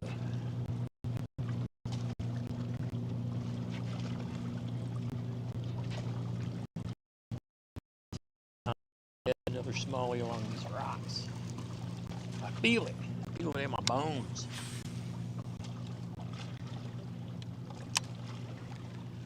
We're gonna get this prickly pear dialed in. Working this technique. Oops, somebody bumped it. Somebody bumped it there for a second. Either that or I hit like a branch or something. But I thought I felt a little something. Let's see if we can entice them again. Pop, pop. Pop, pop.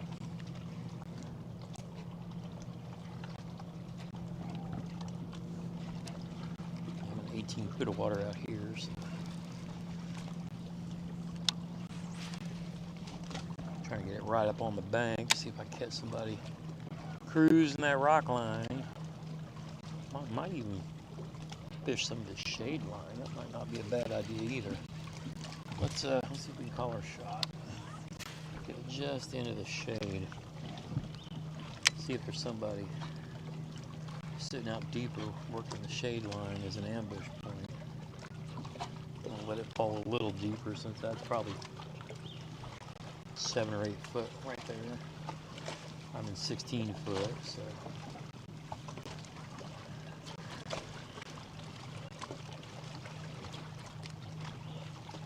I do have a brush pile below me.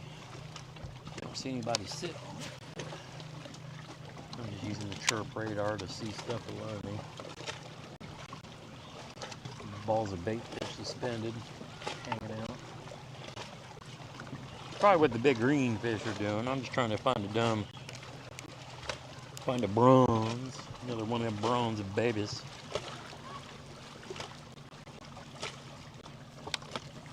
Look at that spot. See if there's anybody in there. Right between those 2 rocks. Oh, a little pool of its own.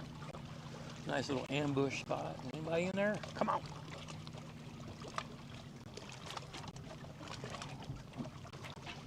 Come on. Be like, oh hey. Off the wall. How's the Caitlin Clark shot?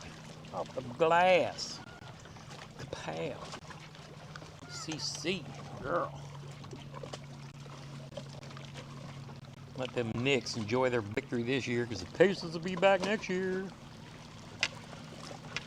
Get Halliburton healthy again and be on. Of course, me being a Hoosier, I got Caitlin Clark. She's a girl now. Her and AB, Kelsey Mitchell. Somebody tapped it again. So bluegill.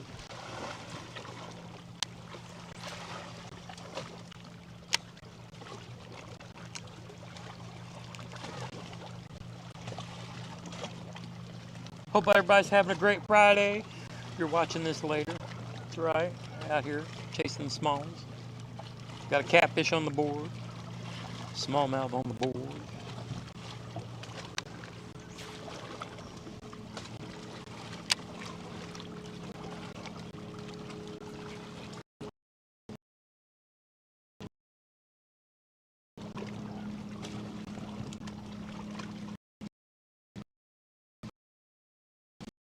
Let's grab that jig real quick. Get jiggy with it through all these rocks and laydowns.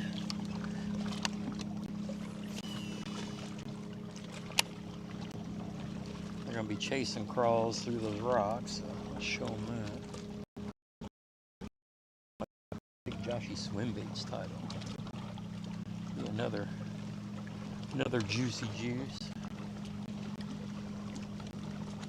I gotta quit popping it like it was with that. I gotta let this do what it does on the bottom and stand up.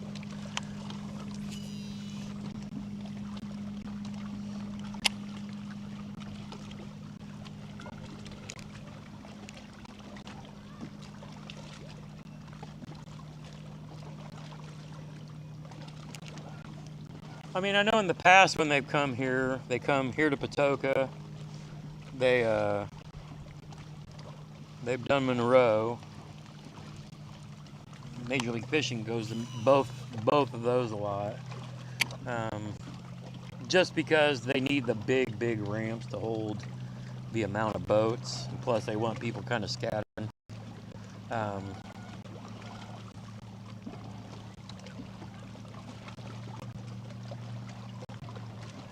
Here in Indiana, it's hard to tell because like the boat, you know, the clubs that are in the state, you'll see them on Raccoon, you'll see them on Geist, you'll see them on Brookville. But yeah, these Monroe and Patoka are the two.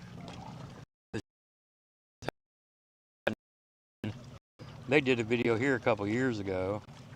I don't know what cove he was in, but he was running around somewhere. He actually found and caught a pretty good fish. I don't remember which one of the two was on. I think that was back right when they were moving here off of the East Coast, if I remember. It's been a while.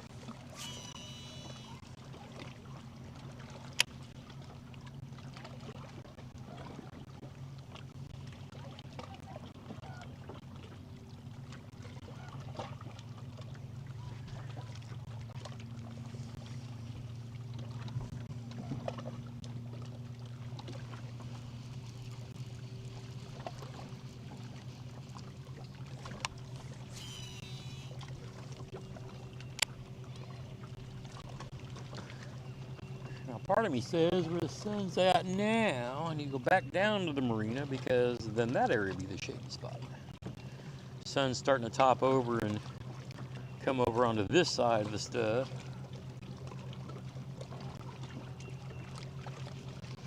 So now we need to go fish on the stuff that's on the other side of the sun.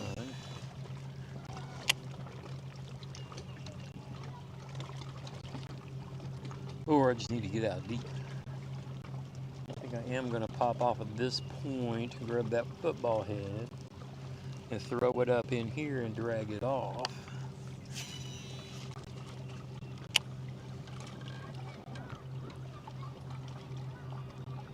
Carp just jumped down there. Gorgeous out here today, though.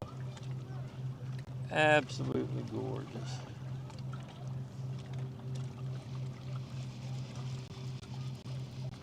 Yeah, now that the sun's on this side of the stuff, I think I'm gonna fish this for a minute, and then we're gonna get up and pop on around to the marina, get those docks, and get on the shady side of the stuff I want to fish. All right, here we are, 17 foot out here. I'm gonna kind of turn the boat and face the bank. I'm gonna drag this jig out from that shallow out to this deeper water. Kind of point that way, so you guys can see what we're talking about.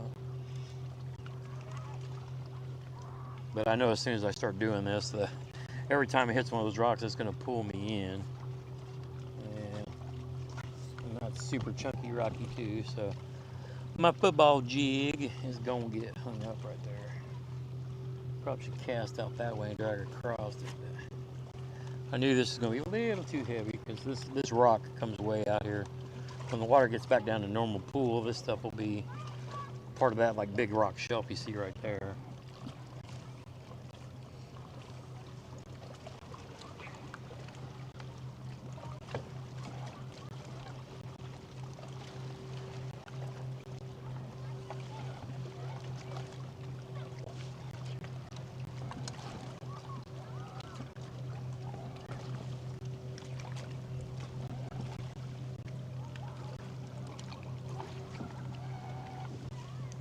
Run out of stuff. There we go. Abort. No, don't 360.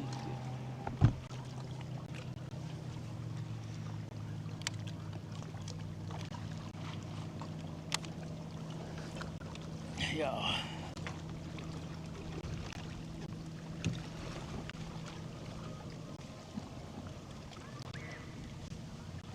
Quick look.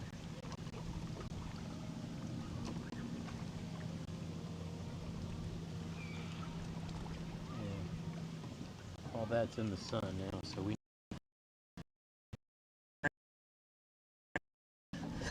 know what we're doing.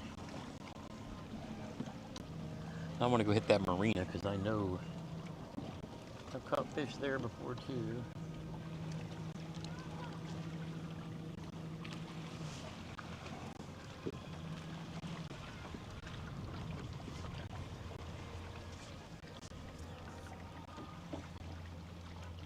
Yeah, pretty much it.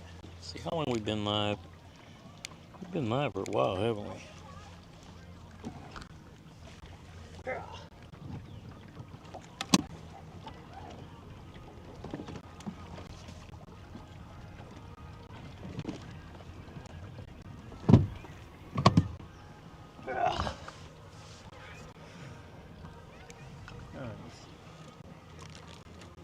Back up.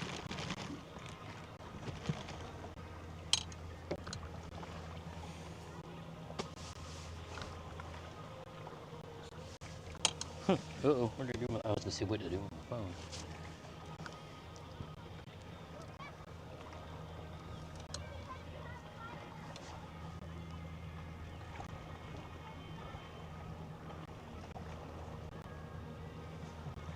Jack around and get pushed right back in there on the bank again. Are you using the right baits for the water that you're fishing? I use the fish right now, so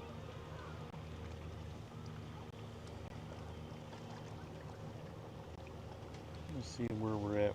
Probably need to end this because the tablet is getting low.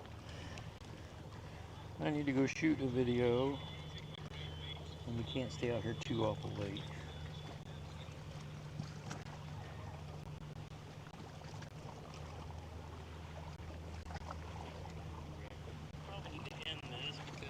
Alright gang, I am going to call that for the day. Catfish, smallmouth. Finally started letting them. Oh good. Yeah, it's going to take a while. I'm going to go actually test Monroe tomorrow evening. My wife wants to go play in the boat, so we're going to go look at it. It was still 12 foot up when I was there last weekend, so we'll see if that gets down a little bit more. But I'm going to go throw this bait around some boat docks that I want to go test. But all that being said, thanks everybody for hopping in. Until next time, get outside where you can and make some memories. One cast at a time.